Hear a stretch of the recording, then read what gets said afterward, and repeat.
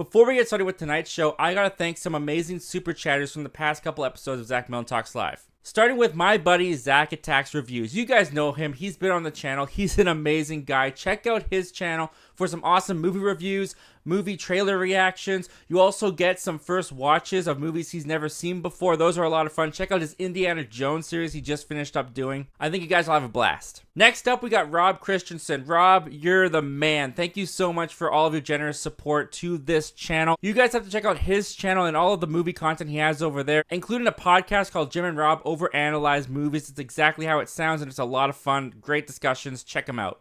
Up next, we got the Cosmic Broadcast, who just crossed over 1,000 subscribers. That's amazing, dude. I am so proud of you. Guys, check him out for some awesome content on all the geeky and nerdy stuff that you love to talk about. And last but certainly not least is Michael Entity. Thank you so much, Michael. Guys, this guy does some great movie reviews over on his channel. Check him out for some fun movie discussions and for the unique perspective that he brings to the movies as a filmmaker himself. You guys are a huge support to this channel, and I cannot thank you enough. Tonight on Zach Milne Talks Live, it is in the middle of a writers and actors strike, but there's still some things that we can talk about. A Disney Plus Marvel show is going to broadcast TV for the very first time. We'll talk a little bit about that. Mission Impossible Dead Reckoning has come into theaters, and with it, it has brought us yet another franchise ranking. We're going to rank all of the Mission Impossible movies tonight. Lando, the Star Wars Disney Plus series that was announced back in 2020, is on pause. Is it even going to happen? Should it happen? We'll discuss that. And finally, guys, as mentioned, there's a writer's strike, there's an actor's strike. News is kind of slim, so I know a lot of you guys requested this, so I am bringing it to you. We're going to talk about my top 10 favorite movies of the year so far. It's going to be a fun show. I'm so happy to have all of you guys here. I'm here, so let's just get this started. Zach Milne Talks Live starts right now.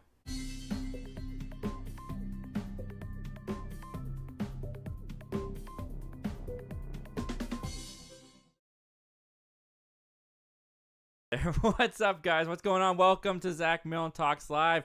Very happy to see all of you here in the chat. You guys are already conversing and blowing up the conversation. Love to see it.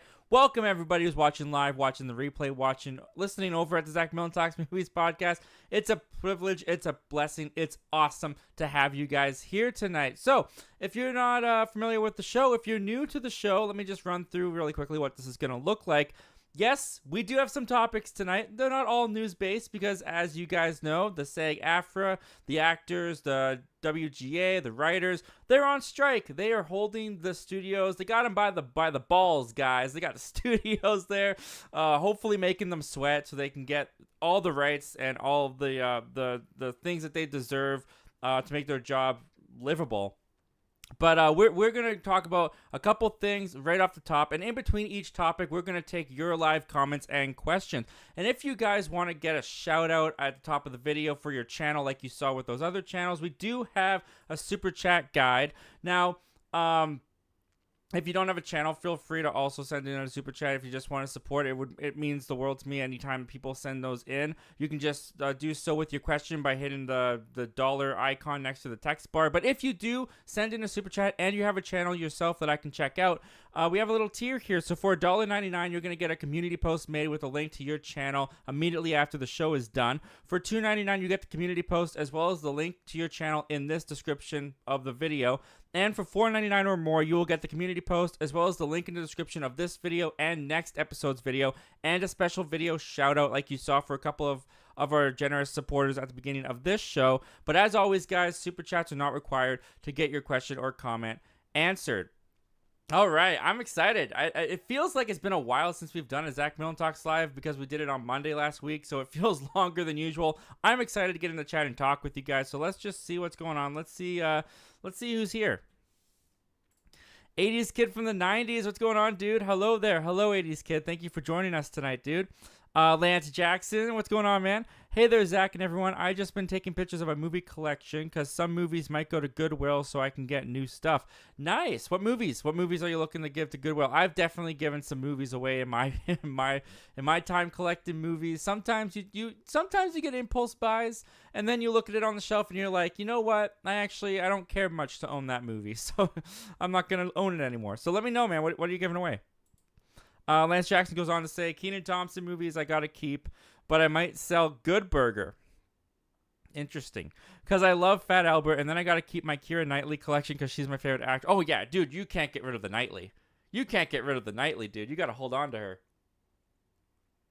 Hold on to Keira, never let go. Yeah, I would keep Fat Albert over Good Burger myself, to be honest with you. But I know a lot of people love Good Burger. I personally am not one of those people. I don't even have like a nostalgic love for it. But if you do, all the more power to you, man. 80s Kid from the 90s says, "Welcome to Good Burger, home of the Good Burger. Can I take your order?" Yeah. It's got some quotes. I'll give it that. It's got some quotable lines that I do like. I'm a dude, she's a dude, 'cause we're all dudes, hey. Yeah, I can't sit down and watch the movie. I just can't do it. 80s Kid from the 90s goes on to say, "I thought COVID made me realize what movies I prefer the most. Just when I get out, they pull me back in." I'm guessing you mean because of the strikes, because everything's kind of... I mean, it's not as bad as COVID at the moment, because COVID was just like, they couldn't do anything, and they didn't really have anything to give because the theaters were all shut down. Like, at least the theaters aren't shut down for this strike, and at least there's still going to be content that we can view in the theaters that's still yet to come out, and we are still going to have a healthy amount of projects and content. I don't want to call movies content, entertainment coming out during this strike, long before. We don't have to worry yet. I think we're a little ways away from actually having to worry about our entertainment being limited. But if this strike, especially the actors strike, if the actors strike goes any longer than like December, maybe even October, then I would start to worry that we may not have very many things coming out in next year. But at the moment, we're pretty good for our entertainment. But yeah, COVID, man, COVID was rough for an entertainment fan. COVID was brutal, unless you got into Tiger King. Then it was pretty sick. Luke Ponto, what's going on, man? Luke Ponto's in here. My man Zach, what's going on, my bro? Hope all is well. Well, thank you for asking, man. I hope all is well with you too. I'm doing well. Not gonna lie, I had a rough day today, fellas. I had a rough day today, guys and ladies, everyone who's watching. It was okay.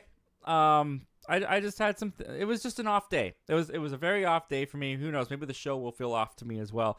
I had my first fender bender today. Not very fun. So I was on the phone with my insurance company and all that stuff. Like right before the show went live. So yeah, I'm okay though. Overall, like no injuries, totally fine. Wasn't even a big deal. I wouldn't even call it a car accident. That seems overly exaggerated. But yeah, not the best way to end the day, and my car is a little banged up, which kind of sucks. But you know what? It's all good. I still got my arms working, my legs working. I'm still going, so it's all good. And you guys are here, so that's made it even better. Luke Ponto goes on to say, "Watched anything good lately?" You know what? I've actually had a couple hours on my hands, and I have been watching some good stuff lately. I watched, what did I watch over the past couple days? I watched Evil Dead Rise for the first time with my brother. Ended up watching that with him. I watched Guy Ritchie's The Covenant, which I thought was fine. I felt the movie peaked in the second half. I watched the Stan Lee documentary. I liked it. I felt like it could have been great, and I feel like it turned out pretty good. I watched Inside with Willem Dafoe, where he gets locked in that like vault. And what else did I watch? Oh, I watched Nimona on Netflix. And of all the things I watched, that was the best one I watched. Nimona was the best thing I watched. I really enjoyed that. 80s Kid from the 90s. They canceled Masters of the Universe. I'm not happy about that. Yeah, they canceled the live action show on Netflix, which I'm not going to lie to you, I'm not that shocked by. I mean, that thing has been talked about since like 2018, I think was the first time I heard about it. When they were going to cast Noah Centineo, or however you say his name. He's the Atom Smasher in Black Adam. I wanted to just call it The Rock in Black Adam. I'm not surprised that got canceled. And we heard that Mattel wants to make a He-Man movie, so I'm sure that might have maybe that has something to do with it. We'll find out. Preston Reviews. What's going on, Preston? Thanks for being here tonight, man. Hey, Zach, how's it going? Like I said, a little rough, but overall, really good, man. 80s Kid from the 90s. American Graffiti turns 50 on August 1st. Wow, American Graffiti turns 50. That's pretty crazy. Yeah, that's like like George Lucas did American Graffiti, and then he did Star Wars. And there wasn't really. I mean, he created Indiana Jones and worked on the stories for that and stuff. But yeah, it was American Graffiti and Star Wars for George Lucas. But you know what? I kind of enjoyed American Graffiti. I'm not gonna say that I find it that rewatchable. It was mainly an homage to his childhood driving around cars. I didn't really connect with it, but yeah, not a bad movie. And happy 50th anniversary on August 1st. That's awesome. I was gonna say something, but I think I'll hold my cards. Gravy X Train, what's going on, man? Thanks for being here tonight. I'm seeing Barbie with some of my friends tomorrow. How has it been? Yeah, I've been doing well. I've been doing all right. Barbie, yeah. So I am seeing Barbie tomorrow, and I underestimated this movie, guys. I bought my tickets today, and Ant-Man and the Wasp: Quantumania, no problem. Shazam, no problem. The Flash, no problem. Indiana Jones, no problem. Barbie was almost completely sold out for the earliest showing that I could see it at. There was 4 seats left that were like single seats that were like good seats. So I picked one that was as far away from the screen as I could get it, and I'm in between 2 groups. And I'm just kind of praying and crossing my fingers that I'm not in between 2 groups of tween girls. I'm just like, please do not let me be a 24-year-old man who walks into Barbie and sits smack dab sandwiched between. Okay, that could be out of context taken really bad, but please do not make me seated in the middle of 2 tween girl groups. I don't know if I could focus enough to watch the movie with those girls yapping and talking, and me being to them a middle-aged man sitting with them watching Barbie. I'm praying it doesn't come to that. But yeah, my people that I usually go see the movie with, I was like, sorry guys, I'm gonna go see Barbie. Peace out. You guys can get your tickets later. Luke Ponto, I'm seeing Barbie tomorrow night and then Oppenheimer on Saturday afternoon. That's awesome, dude. Is anyone doing the Barbenheimer double feature on the same day? Is anyone doing the 6-hour butt bruiser? Anyone? Let me know in the comments if you are, dude. I'm not seeing Oppenheimer. I'm going out of town this weekend. So I don't know when I'm going to see Oppenheimer, to be honest. I'll probably see it later. Oh, well, we did a jump here. Wow, you guys are killing the chat. 80s kid from the 90s. They better let Filoni make his movie in season 2 of Tales of the Jedi, or I will be done with Disney Star Wars. I mean, I think the movie is good to go. I don't think you have to worry about the movie. The season 2 of Tales of the Jedi, I can't really speak to that because I don't know how well it did. That was the animated thing, right? They tend to let those animated things go on, so maybe he'll get to do that. I don't know. I hope he does for your sake, man. Toxic Gamer 331, what's going on, dude? Olo back, man. Always happy to see you in here. Preston says, I'm seeing Barbie on Friday. Nice. I'm seeing it tomorrow. Probably with a bunch of little teenage girls. We'll see how that goes. GM Light, we need the Milne take on the Barbenheimer memes. Well, thank you for being here tonight, GM Light. I love the Barbenheimer memes. I think they are so fun. I think that whoever is making those memes, the studio should pay them because they have been doing fantastic marketing for the studios, probably for free. And my favorite one is the Barbenheimer meme where Barbie is and Oppenheimer, Cillian Murphy are dancing in La La Land. I love that one. That one is my favorite. We got Sully Streams in here. What's going on, Sully? Thanks for joining us tonight, dude. What's up, Zach? I have now officially seen both Oppenheimer and Barbie, and I'm happy to say they're good. That's awesome to hear, man. Yeah, you did the Barbenheimer. Did you do a double feature in the same day, or did you see one? I think on your Twitter you saw one last night, and you saw Barbie like 2 hours ago. It's good to hear that they're good. I'm glad to hear Barbie's good. I'm so confused with what Barbie is still. I'm a little bit more in tune with what it is after I've watched the trailer a couple more times. But yeah, I'm looking forward to seeing it tomorrow night. I'm hoping it's good. 80s Kid from the 90s. Kramer went on strike in one episode of Seinfeld. I've actually not seen very many episodes of Seinfeld. I think I've maybe seen like 4 episodes of Seinfeld in my life. And it's a sitcom that I want to get into. I really do, because I love Friends. And I hear that it was around the same time as Friends, and people say that Friends is kind of ripping off Seinfeld. So I want to watch it. I just haven't gotten around to it. But one day I will. Toxic Gamer 331. Zach, in one of my most recent videos today, I had you in a one-on-one match for the Movie Talking Championship on WWE 2023, of course. Did I win? That's what I want to know. Did I win? Did I do okay? Did I get plummeted? Because in reality, I probably get plummeted. Is plummeted the word I'm looking for? I get beat. Let's just say that. Luke Ponto, I got started on watching the Flash CW show today, and it's very good so far. Yes, because you started it, so you're in season 1. That's awesome. I'm glad you're enjoying it, because that show honestly gave me so much joy for the first 4 seasons. I would say for the first 4 years of that show's life, it really gave me a lot of joy, gave me some good times, gave me some great entertainment. I love seasons 1 through 3, and then I like 4, and then it starts to go downhill. But I hope that you enjoy them a lot more than I do, Luke, and I hope that you can figure out how to watch the crossovers, because that's the one thing that kind of sucks about having them separately, like Arrow in its own disc set and the Flash in its own disc set, and on Netflix and stuff, is you kind of have to look around to find out how the crossovers were constructed. Whereas when I watched it on TV, it was very cut and dry. Like, come this night for the Flash, come this night for Arrow, come this night for Legends. So I hope you continue to enjoy it, man. I hope you continue to enjoy it. Lance Jackson, I went to this store called Mega Replay and bought movies. I've seen the Flick Pick, John Flickinger. I don't know if you guys know that channel, but the Flick Pick has gone there many times in his Flick Trip videos. I bought Fat Albert from there. The slipcover was horrible condition. The movie was in horrible condition. When I brought it back, it works fine. That sucks. When I don't like when they're in terrible even if the movie works, it's kind of disappointing to have that Blu-ray on my shelf when like it's all crummy looking and the cardboard's cracked and it's stained and it just doesn't look good. That makes me sad, but I'm glad that the disc worked for you, man. I'm glad that you're able to watch the movie at least.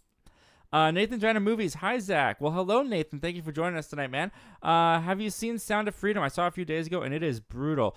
I have not seen Sound of Freedom. I had the opportunity. It was playing in my town for 5 days, and I had the opportunity to see it, and I missed it. I kind of just, we had some friends invite us, and then we kind of just forgot. But I don't know if I want to see. I want to see it. I don't know if I want to see it in theaters. I think that's a movie I want to watch in the comfort of my own home. You know what I mean? But I do want to see it. I've been hearing really great things about it, and it is a issue that is close to my heart. So I do want to see it. Toxic Gamer 331. Luke, I'll say everything after season 4 of The Flash. It starts to drop in quality. Yep. That's I feel the exact same way, Toxic Gamer. I feel the exact same way. 80s kid from the 90s. Iger is Thanos and Zaslav is Darkseid. Dang. Yeah, no, they're definitely starting to show their CEO colors, you know? We don't give a crap about our employees. We just care about the money. That is definitely coming out from these guys. And yeah, the studios are brutal right now. And honestly, if the studios keep going the route that they're going, I honestly don't know how a lot of these studios are going to win back the favor from the general audience. I mean, I'm sure you guys saw this. It made me really, really mad. The studio exec that said, like, oh, the writers, we're just going to starve them out. Like, we know that they can't pay for their apartments and their houses come past October, so we're just going to draw this out until they start losing their apartments and losing their homes.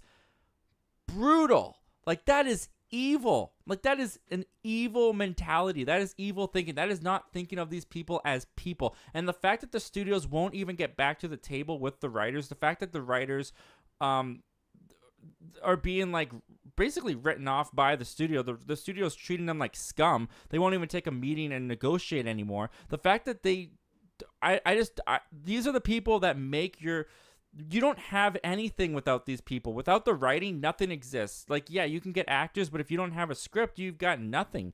And it's like, why would you treat them this scummy? And then you're gonna do you want bitter writers in your writers' room? Like, won't your quality just drop if you have bitter writers writing for you? These studios, man, they're playing hardball and they are brutal, just brutal. Sully streams. Netflix isn't promoting it much, but They Clone Tyrone is streaming on Friday, and I loved it. The best movie of the year so far for me. I saw your tweet, and immediately that was put on my radar because I had not heard of this movie whatsoever. I had not heard of They Clone Tyrone, but I was like, oh, he's raving about it, so I went to check Netflix, and yeah, it didn't say it said it was coming Friday. So while I'm on my trip on the weekend, I might sneak away and I might watch that movie. I might find some time to prioritize that. Gravy X Train says, amazing impressions from Good Burger. That's the only impression I can do. And honestly, dude, the fact that you call it amazing is more than generous, because I don't even think it's half decent.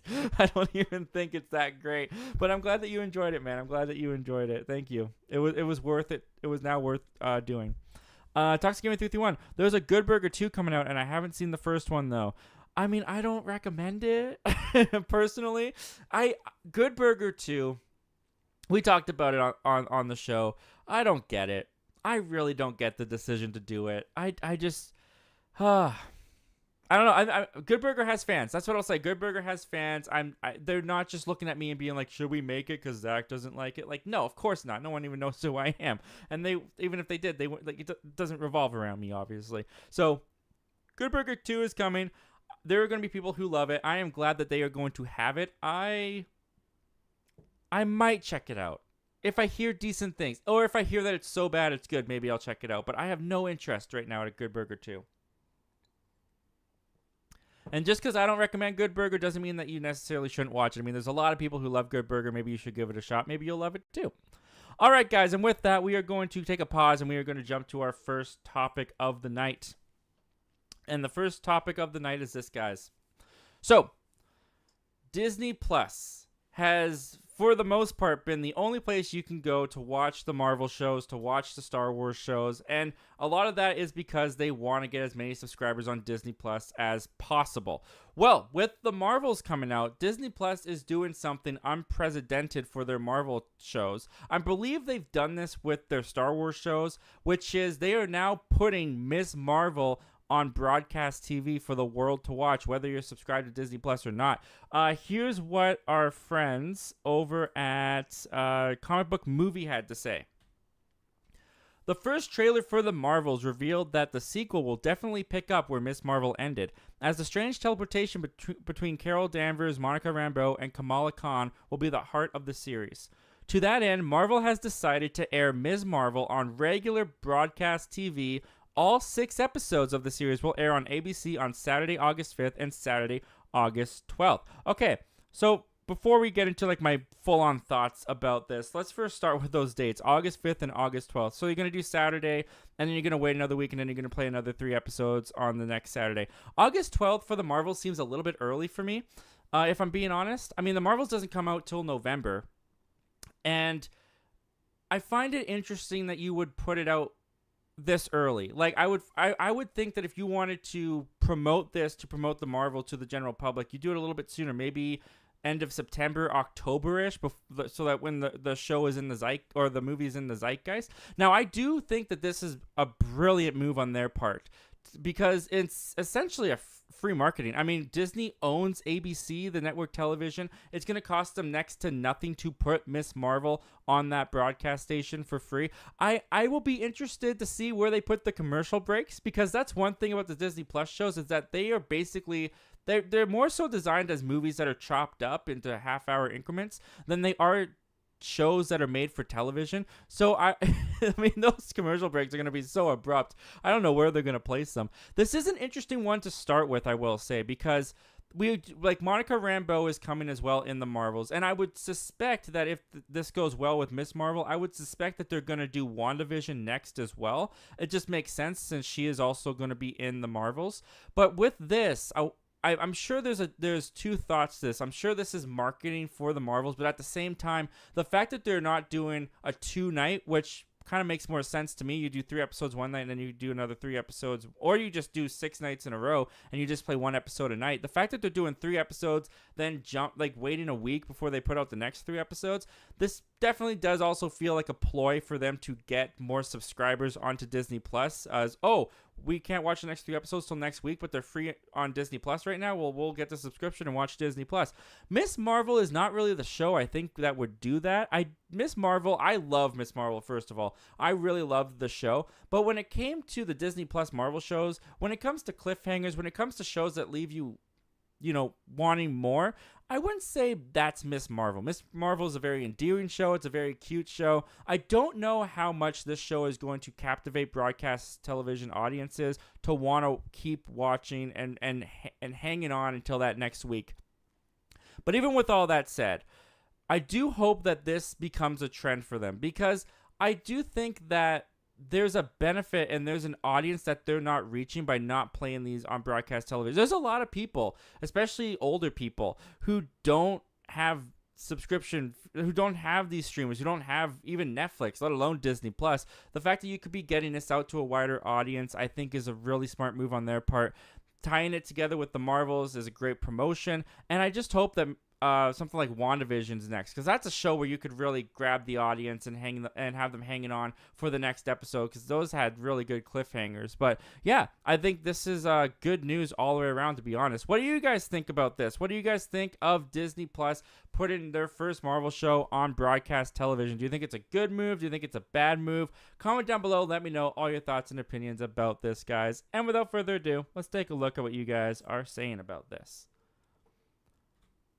All right, we'll jump back in really quickly to your comments and questions. Preston wants to know, what is your favorite movie from Christopher Nolan? That's a good question. Inception and Interstellar come to mind, like right away. I really love Inception. It's just such a marvelous it's the filmmaking in Inception is just incredible, and what he was able to do and the way that they were able to represent the dream lands that they were in was just so cool. But I love Interstellar. I think Interstellar for me has more emotion behind it, like with Murph and whatever Matthew McConaughey's character was called. The scene where Matthew McConaughey is watching the video diaries that his family is sending him, and he's only been, like, because time is different, or he just came back from a planet where time was different, so he was down there for like 5 minutes, but it was like a bunch of years passed up on the spaceship and on Earth. And when he's watching the video diaries that he missed, and you see the kids as they age, and one of them gets more resentful towards him, and he just starts weeping and breaking down and crying, is one of the saddest, one of the most heart-wrenching things I've ever seen in a movie, to be honest. That scene is so heartbreaking. I love Interstellar. I think I'm going to go with Interstellar, followed by Inception and Memento. I love Memento. Toxic Gamer 331, when are you seeing Barbie, Zach? Tomorrow night, probably with a bunch of tween girls. We'll see how that goes. Nathan's Random Movies. I watched 1917 for the first time yesterday, and it was amazing how it's told in one take. Yeah, that movie is really good. I watched that movie in theaters. I remember being blown away. I mean, you can kind of see, if you're looking for it, where the cuts are. I mean, they definitely do a lot where they move the camera behind an object, and you can kind of tell where they cut it to make it seem like one take. But for the most part, it is pretty seamless. It is pretty incredible what they were able to accomplish with that movie. It's not one that I've gone back to rewatch very often, to be honest, but in the theater, I really enjoyed my time watching it. I'm glad you checked it out, man. I'm glad you enjoyed it. We got a super chat in here. We got a super Rob Christensen. We got a super chat in Rob Christensen, man. Thank you so much. Thank you so much for this, dude. Thank you. You are incredible, and you're so generous, and I cannot thank you enough, man. It's more than I deserve. It really is. Rob Christensen says, "Ahoy, y'all." For Miss Marvel, I wonder if/how the strike has contributed to this decision. That's an interesting question. I don't imagine. Well, okay. Let's look at that. Yeah. Okay. So the strike, especially the actors' strike. No, you know what? I don't know if this would have much to do with the strike, because some people, I think, and I'm not saying that you do or anyone here does, but some people, I think, kind of take it as the actors walk into set tomorrow, they shoot their stuff, and then the stuff comes out the next day. Like, I don't think that the studios are hurting for broadcast television content to put out right now. I'm sure they've got a lot of stuff still banked for the rest of the year. So this could be a situation where they needed to fill a slot and they decided to put Ms. Marvel there for August. That is a possibility. That I'm not saying that's not. But with Disney Plus, I don't think that taking content off of Disney Plus to the broadcasting would help Disney Plus very much. But that is an interesting thought. I would think that this was probably in the works for a while. I'm guessing they've had this planned out for a little bit. But it's not a bad thought, actually, if this is a decision because of the writer's strike, because they're trying to get content onto broadcast television, because they don't have their late night talk shows anymore. Those are all shut down. They don't have the late show, or I think the late show is over, but they don't have Seth Meyers. They don't have Jimmy Fallon. So maybe this is a way to try and fill in those gaps. Interesting thoughts, Rob. Interesting thoughts. You tickled my brain a little bit there, man. I enjoyed that. Thank you for that question. And thank you so much for the super chat, man. That was very, very generous. Let's go back up. Where did we leave off? Whoa, my goodness. You guys have written in a lot. This is awesome. Thank you, everyone, for being here. The View with Drew. Well, what's going on, man? Hey, everyone. What's up? What's up, Drew? Thanks for being here, man. Lupont says life goes on, my guy. Yes, it does. Yes, it does. Toxicated with 331. I sadly had a rough week and a half, but this makes my week better. Oh, well, dude, I'm very sorry to hear that you've had a rough week and a half, but I'm glad that the show could help just a little bit. And you know what? You're making my rough day better too, man. So thank you so much for being here. Michael 101591, what's going on, man? Thanks for being here tonight. Hey, Zach, how you doing? Would love some time to do one of these fun streams with you via StreamYard. Well, I'm not going to say too much, but you guys saw that I put out a post on the community post about a show that I have an idea for, and the only way that I think it's possible is with channel memberships. Now, I'm not ready to say what the show is. I will say that behind the scenes this week, I have been working on stuff. I have been looking very much so into channel memberships. I do want to stress that whether or not if this show happens, and patience on YouTube has never been my strong suit. Let's just get that out of the way right now. Whenever I make a video, whenever I have something and it's done, I just want to put it out. I just want to get it out there. I just want to show the work that I've done. I just want to share it with everybody. And this idea for this show that I have is something that I'm really excited about. I think it will grow the community. I think it'll get me closer with you guys. I want to get to know you guys better. I think this would be a way to do so. And it would also help your guys' channels out as well, which is also something that I desire to do. So I'm not ready to say that the show is happening. I'm not ready to say that it's a 100% guarantee. I did appreciate all the votes on the post because that gave me a lot more confidence in the show and a lot more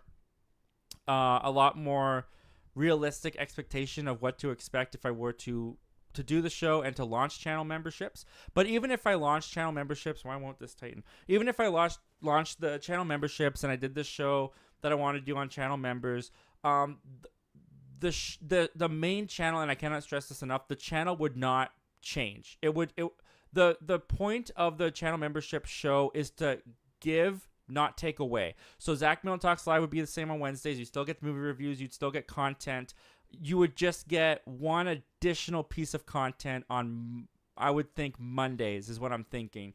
Again, I'm probably giving away too much information as it is. Good thing I don't have anybody to sign contracts with or anything, because I'd probably be violating it right now. But I will say, dude, that stay tuned. And if the show happens, yeah, I'm just excited. I'm just excited for the idea, and we'll see what goes on. We'll see what happens. That's all I'll say for now. I'm sure I've already given too much away, but I will. Okay. One more thing. I'm hoping to make the announcement August 1st. If all goes well, if all goes according to plan, if I get all these kinks worked out and I figure out what I want to do and how I want to do it exactly, August 1st, you guys can expect an announcement video. If it happens, if August 1st comes around and there's no announcement video, then it's probably not going to happen. But I'm hoping for the best. And okay, we're done. Gravy X Train. What did you think of Evil Dead Rise? Yes, Evil Dead Rise. I have two sets of mind on Evil Dead Rise, to be honest with you. Because you guys know that I'm not a big horror guy. And if you're new here, now you know that I'm not a big horror guy. I do like horror, though. Don't get me wrong. I do like horror to an extent. But I'm also, as a Christian, I don't like stuff too demonic, too much with hell, too much with demons, all that kind of stuff. And I feel like with Evil Dead Rise, as I'm objectively looking at it as a horror movie, it was incredibly well done. It was super freaky. It was super scary. My brother, I said, like, to my brother, for those who think that my movie commentary reactions on Halloween time are fake, they should have a camera on me now, because I was flipping out. There's a scene with a cheese grater. No, did not like it. It was creepy. The effects were incredible. The makeup was incredible. The lead actress, the one that played the mom, she was phenomenal. I thought she was great. Lots of gore, great makeup effects to that. So as the horror movie, it worked. It scared me, and I was interested for the most part, but for me, it was a little bit too demonic, and it was a little bit too sad, which I know sad is kind of weird, but like, come on, the mom gets possessed and is damned to hell, and then her kids get possessed and die, and it wasn't my kind of movie. I'll put it that way. I can objectively look at it and be like, well done horror movie, but not a movie that I necessarily enjoyed watching just for preference wise. Would I recommend it to horror people? Yes, but I'm probably not going to watch it again. In fact, I gave my brother the Blu-ray. I was like, you know what, dude? Do you want to own this movie? You can own this movie. You can have the Blu-ray, and he was very happy about that. So yeah, those are my two thoughts on the movie. Really, really great horror movie, but just not my cup of tea. That's what I'll say. 80s kid from the 90s. Every time I think about Transformers Rise of the Beast, it gets better in my head. It's like cheese. It tastes better the more aged it is. Interesting, dude. I think Transformers Rise of the Beast for me is like milk.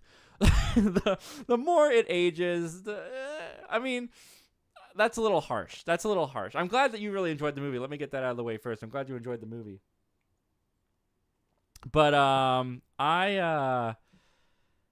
yeah, it was fine. It wasn't really my kind of. It wasn't my. I didn't care for it that much. Let's put it that way. But yeah, it was fine. It was fine.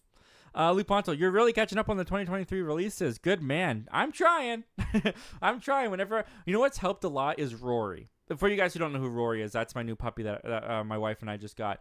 Cause she gets me up early now. I used to sleep so late on work. Like if I live pretty close to work, so I would wake up a half an hour before my shift started, get dressed, grab something quick to eat, and then out the door. Like I was very close to my shift.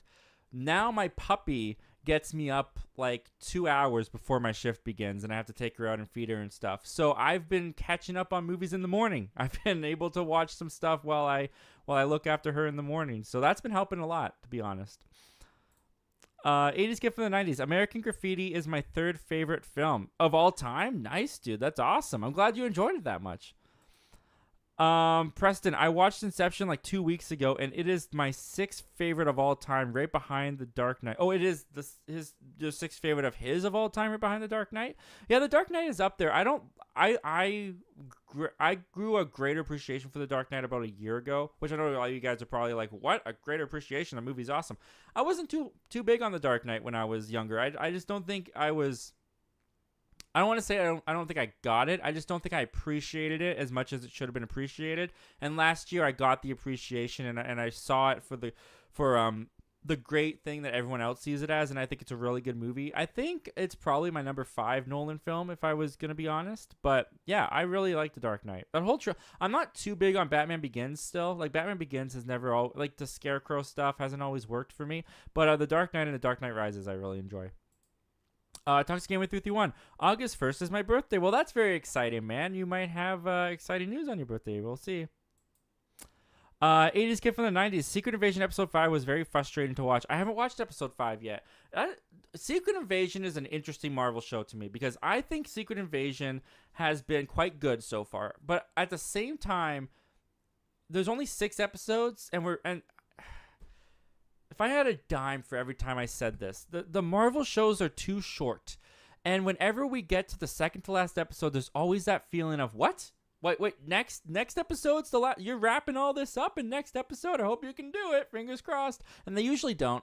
They usually don't hit it for me. But I really hope that Secret Invasion lands strong because I have really been enjoying this show so far. It's slower paced, not as much action, but I find it really intriguing, and I love the conversation between Talos and Nick Fury and his wife. I find that relationship really interesting. I think that Emilia Clarke is really good, maybe a little bit utilized, but I think she's really good. And Gravik, I don't know who the actor plays Gravik is, but I'm starting to get more so into him as the villain. as the show goes on. I haven't watched episode 5 yet. Real looking forward to it. But nobody's talking about this show.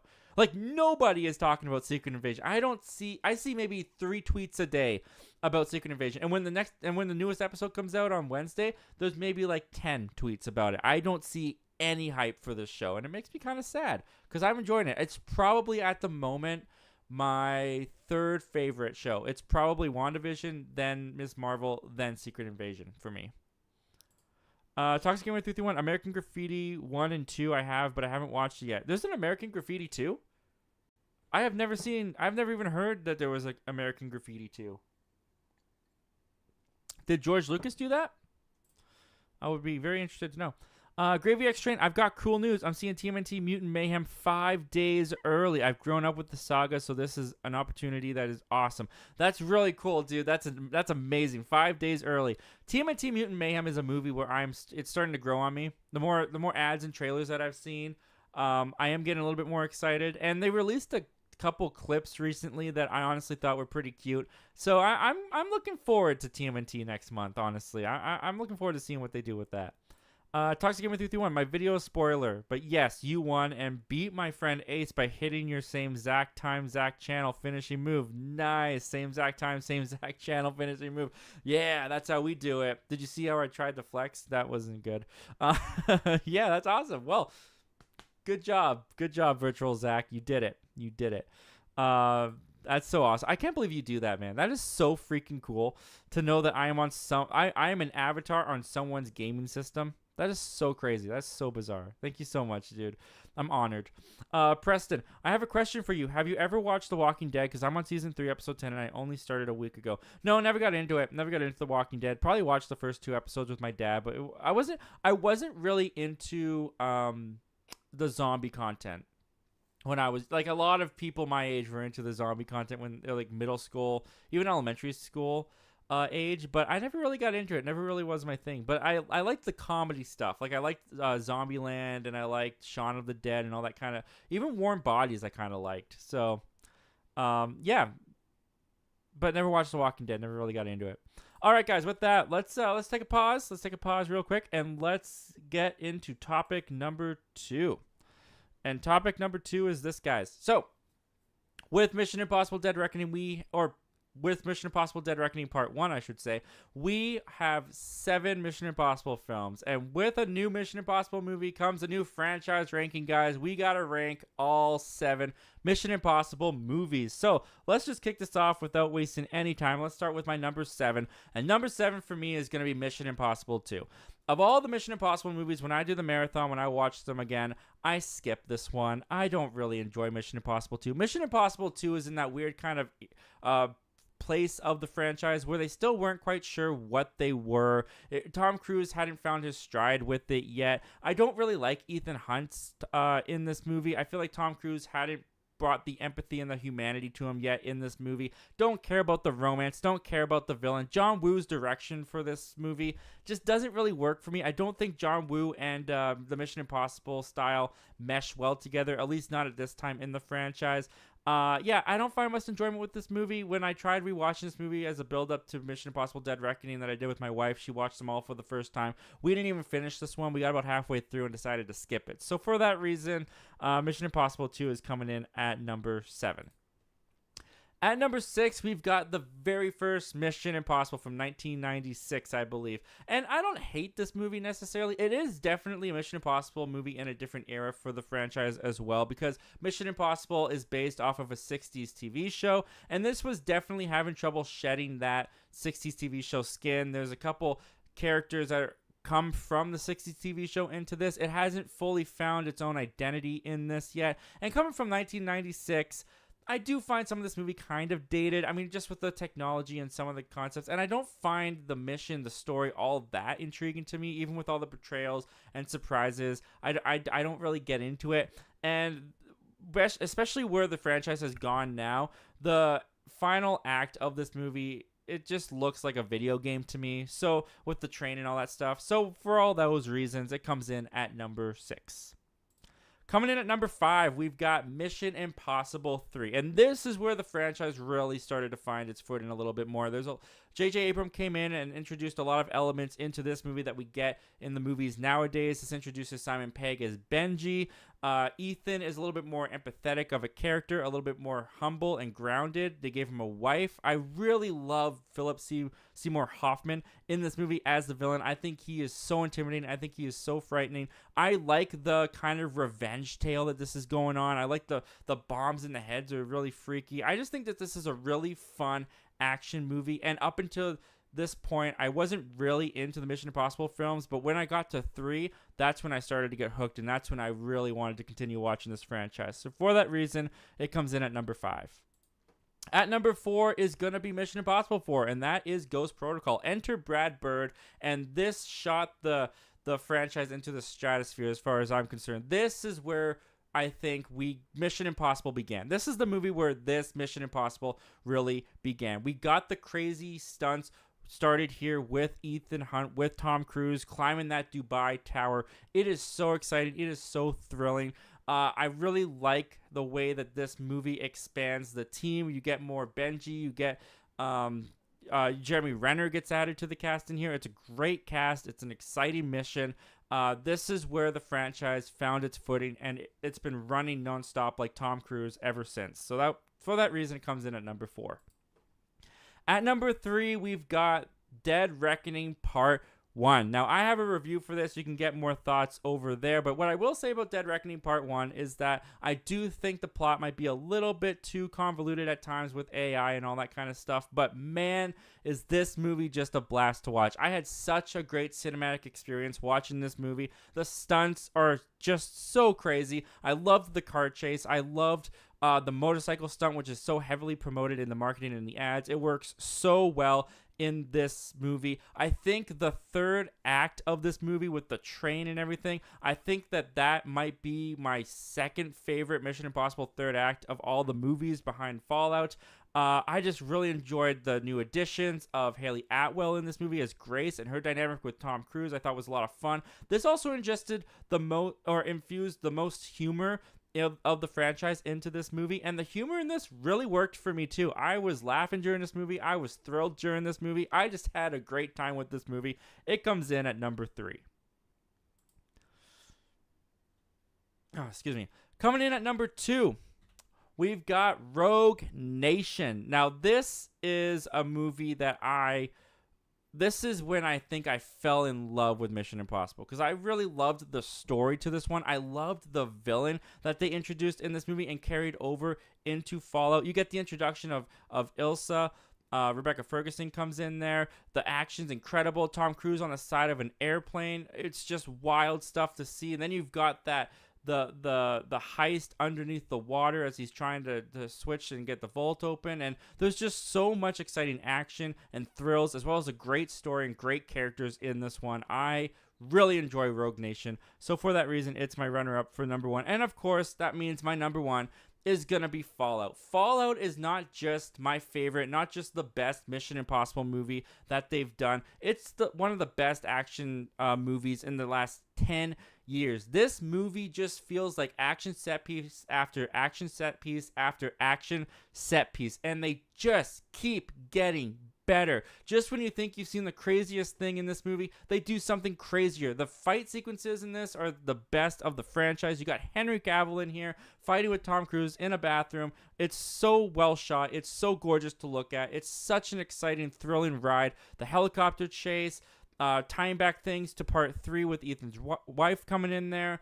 It's just such a great time. And on the IMAX screen, watching this in theaters, it's one of my favorite cinematic experiences I've ever had. Tom Cruise really pushed the limit with what he was willing to do with this movie. Even broke his ankle on this movie. So much commitment given to this movie, and it really paid off. I love Mission Impossible Fallout, and for that reason, it comes in at number 1. What do you guys think of this ranking? Do you guys agree? Do you disagree? If you disagree, I want to hear it. So comment down below. Let me know all your thoughts and opinions. How would you rank the Mission Impossible movies, including Dead Reckoning Part 1? Comment down below. Let me know. And let's take a look at what you guys are saying. All right, let's see. Let's get back into this. We got Aaron Austin in here. What's going on, man? Thank you for joining us. Hello. Well, hello to you too, Austin. Thank you for joining us, man. 80s gift from the 90s. What's Mega Replay? It sounds like Blockbuster. I personally don't have it, but I think it's like a pawn shop or a thrift shop, basically. Toxic Gamer 331. I met FlickPick at MegaCon this year, and he shouted out my channel in a video. I remember you saying that, man. That's so awesome. That's so awesome that you met him. I wouldn't even know what to do if I met him. I'd probably like do something stupid, like offer him Sour Patch Kids or something. Hey, John, do you want to have some Sour Patch Kids? I'd probably I'd probably ruin his day. Aaron Austin, I'd say The Flash loses quality after season 1 or maybe season 2. Interesting. I thought season 2 was better than season 1. I'm not gonna spoil it for Luke because he's watching it for the first time, but there's a scene with the villain and Barry's dad that just like killed me as a young youth. It killed me, that scene. It was so well done. I loved it. And the Flash season 3 with Savitar and all that, yes, it does get a little bit darker. It does lose a lot of the light tone and humor of season 1 and season 2. I kind of dug that. I know not many fans did. I know that it wasn't beloved like a lot of the other seasons were, but it really worked for me. I loved that season. So I disagree with you there, but I also see what you're saying. 80s Kid from the 90s says Bob Iger said that. That's definitely evil. Yeah, Bob Iger said that they're gonna starve out the writers. I just don't understand how you.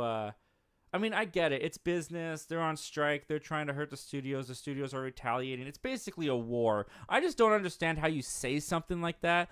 I don't understand how you do these things and then expect the people, all right, guys, the strike is over. Come back into work and let's have a great old time. Let's write some shows and movies and just like not have them hate your guts. like I don't know. Like I get that there's maybe I'm just old fashioned. I don't know. I don't know the entertainment business of Hollywood and all that stuff, but to me it would seem like there's still going to be employees. You might not want to make them hate you. You will work again eventually together, right? I don't know. It's just crazy. Aaron Austin, I used to like Bob Iger, but after the awful things he said, it shows how much malice he has towards his employees.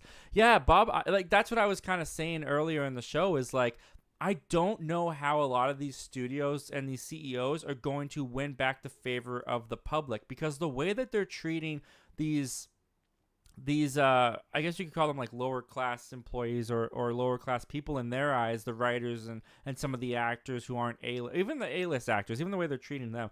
Like I just don't know how they're going to win back the favor of the public. I think their reputations have been damaged severely, especially with a lot of the comments they've made. Even the fact that they want to take a background actor, pay them for one day's work, scan them, and have an AI recreation of them that they can literally put anywhere without consent and without paying them. What kind of, I almost said a swear word, and I don't like to swear on the show. I don't like to swear in general. But what kind of idiot, what kind of messed up person thinks that that's reasonable, thinks that that's okay to do to somebody? Who would go for that? Who thinks that someone would go for that? I just have to come in for a day and then you can own my likeness forever and I'll never get paid again, but you will use my likeness in whatever movies you want to do. Sure, I just want to be on screen. I'll sign whatever. No one wants to do that. No one wants to do that. Talk about ending your Hollywood career before it's even begun. I don't even know what boneheaded person thought of that. I just don't understand it. I don't understand a lot of stuff. And I don't want to act like I'm the most knowledged on this stuff because I'm not in the negotiations. I've read the stuff that they've put out, but I haven't seen everything, obviously. So I don't want to act like I know the situation to its full entirety. But from what I've been seeing as an outsider looking in, it's a mess. It's just I can't fathom it. It does not compute. Preston says, so this doesn't have to do with movies, but how is Canada living? Because I think you said you live in Canada. I do live in Canada. How's Canada living? It's pretty good. I mean, it's kind of funny when people say how's Canada living because it's like asking you like how's United States living. Canada is a country, and I'm only in like a small little. I'm only in a small little pocket of Canada where I live. So there's many different areas of Canada, and Canada is different all over Canada, right? So where I am in Canada is kind of hot a lot for the summer. It's a semi-desert area, so it's a little bit hot. It gets really cold in the winters as well. But I don't know. I think that if you came here, it wouldn't be very different from where you live. Like, we've got Walmart. We have I can go out and buy movies. I mean, some of the stuff that I hear in the States is cooler. Like, some of you guys in the States have like Walmart bins with like steel books in their bargain bins. We don't have that. My Walmart bargain bin for Blu-rays has not changed since 2017. So I wish that was different. But yeah, Canada's nice. I think it's beautiful. Beautiful mountains, beautiful forests, especially in the area where I kind of am. Yeah, I like Canada quite a bit, the area where I am. Fox Films. Well, thank you for joining us tonight, Fox Films. Great to see you in here, man. Did you hear that SAG is letting 39 indie films go on with productions? Actors like Jenna Ortega and Paul Rudd are allowed to go on with A24 projects. Yes, I did hear about that. And I had questions about that, like I'm sure you have questions about that. And when I looked into a little bit more of that, I don't fully understand it. Let me just preference that. I don't fully understand it, but what I read was the actors are specifically striking against the what are they called? The ATMPP or something like that. I can't remember, but it's the association of studios that are in that organization that are in that union. So the big studios like Disney, Warner Brothers, Universal, Sony, like they're a part of the union that the actors are striking against. Whereas there's a bunch of indie companies like A24, for example, is one of those that are outside of that union. They are outside of the AMPTP or whatever they're called. They're not part of the bigger studios. They're an independent company, so they're not a part of that union. So technically speaking, the actors are not striking against those projects. So I guess SAG has allowed, for those of you who don't know, SAG is the Screen Actors Guild. That's the union that all the actors are a part of in Hollywood. I guess that they've allowed actors who are a part of those projects for those independent studios outside of the studio union to continue with their projects. Like, I think the most high profile one that I first saw was The Chosen, the biblical Jesus telling show of Jesus Christ. That show got to continue going on with like season 4 or something. So it was a little bit confusing for me. It still is a little bit confusing if I'm being totally honest, but that's kind of how that's allowed. That, like, you're not going to see Deadpool 3 or you're not going to see like Venom 3 continue filming because they are part of the big studios. They are part of the studios that are part of the union that the studios are under, that are striking, that the actors are striking against. But because the actors aren't striking against the studios outside of the union, their projects are allowed to continue.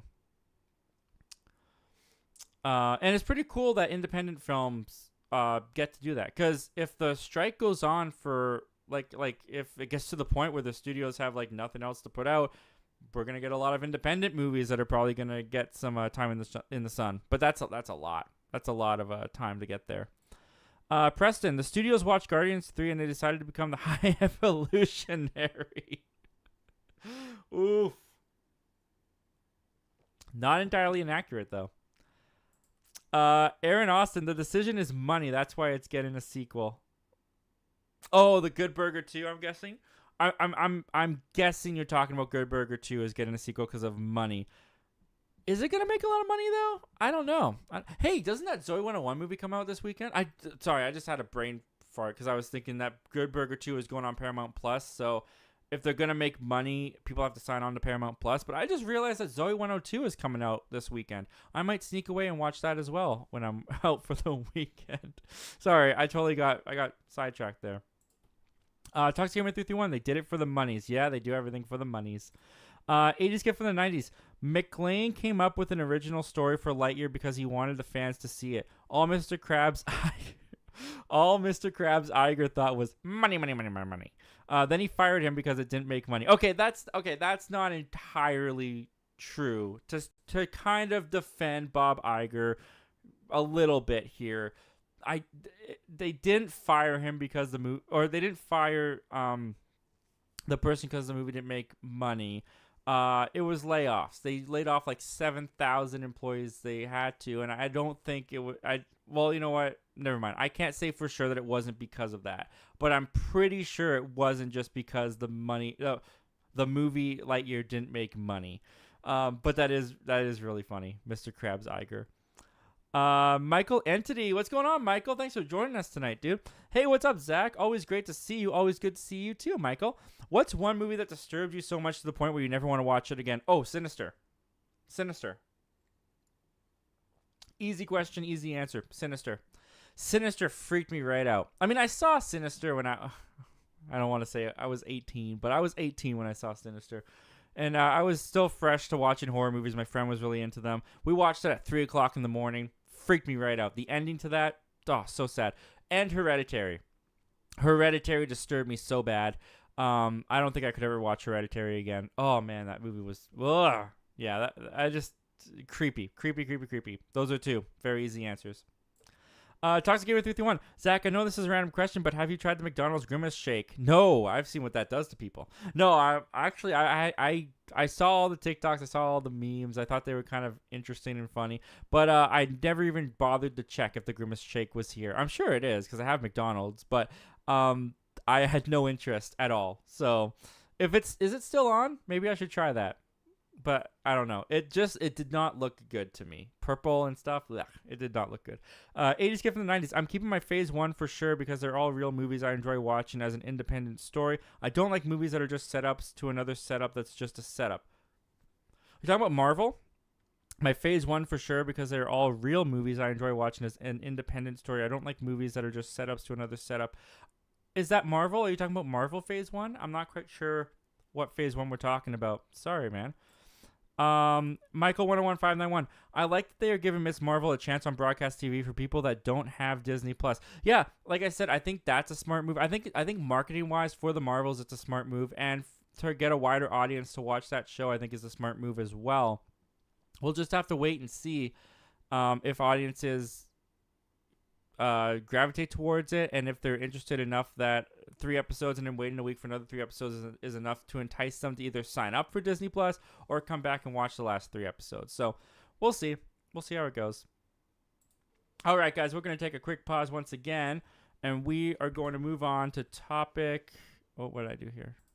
We're going to move on to topic number 3, and topic number 3 is this, guys. So back in 2020, we had a fantastic, not even going to lie to you, it was fantastic, Disney Investors Day, where they announced a ton of content coming to Disney Plus. And one of the things that they teased but didn't give too much information on was a Star Wars show centered around the character of Lando, which was rumored. It was never confirmed whether or not it was going to be Billy D. Williams taking that girl on a trip after Rise of Skywalker, whatever the heck that was, or if it was going to be Donald Glover from the solo Star Wars movie, which I'm pretty sure it was going to be Donald. Everyone kind of seems to agree that it was going to be Donald Glover. Well, it has been pretty crickets. It's been crickets around this project for quite some time, but the showrunner, Justin Simeon, recently came out and gave an update on what's kind of happening with this Lando show. And here's what he had to say about Lando. I certainly poured my heart and spent a lot of time working with them to put together a really great show. It feels like everybody loves it. And I was told we had to put a pause on it because of scheduling. And the next update I got was in 2020. So this is back when they announced it at Disney Day Investors. So this 3 years ago was his last update on it. My last update I got was in 2020, some years ago. So I don't know. I have no idea what's going on with it. So that comes to us from Justin Simeon. And here's the thing about Lando. 3 questions for this show. Should they do it? Do I want it? And will it happen? So let's address those questions. Let's start with, should they do it? Personally, I would say no. I don't think that they should end up doing Lando, mainly because it comes off of Solo: A Star Wars Story. And biased opinion, I guess, but I'm not a fan of Solo: A Star Wars Story. It didn't really work for me, wasn't really my thing. I did really enjoy Donald Glover in it, though. I thought Lando was one of the best parts of the entire movie. Not so much that I think that he could have that he should have had his own movie or his own show, but he was definitely entertaining. So, should they do this? Personally, because Solo was the first Star Wars movie that became a box office bomb for the franchise, no one really talks about Solo anymore. Like, let's be honest, there is a small pocket on the internet that had the hashtag make Solo 2 happen, absolutely. But for the most part, you don't really hear many people talking about Solo, clamoring for more Solo, clamoring for more Donald Glover as Lando. The hype doesn't feel like it's there. There's definitely a moment in time back in 2018, maybe even 2019, after the movie had come out and there was this large vocal group of fans who wanted something. Maybe that was the time. And because this was 2020 when they were addressing it, maybe that was what they were doing. They were trying to hit while the iron was hot during that time. I feel like the iron has cooled down. I don't feel like that excitement and that hype is there for this kind of project anymore. So if you're going to throw in, let's say $200 million into this show, $35 million an episode, whatever, it's going to be a lot of money. And the only way you're really going to make that money back is if you get subscribers to come to Disney Plus for the show. Business-wise, I don't know if that's going to work out very well for them. I don't know if many people would be highly anticipating this show and wanting to watch this show. So for that reason, I'm going to say no, I don't think they should do this. Moving on to the next question. Would I want this?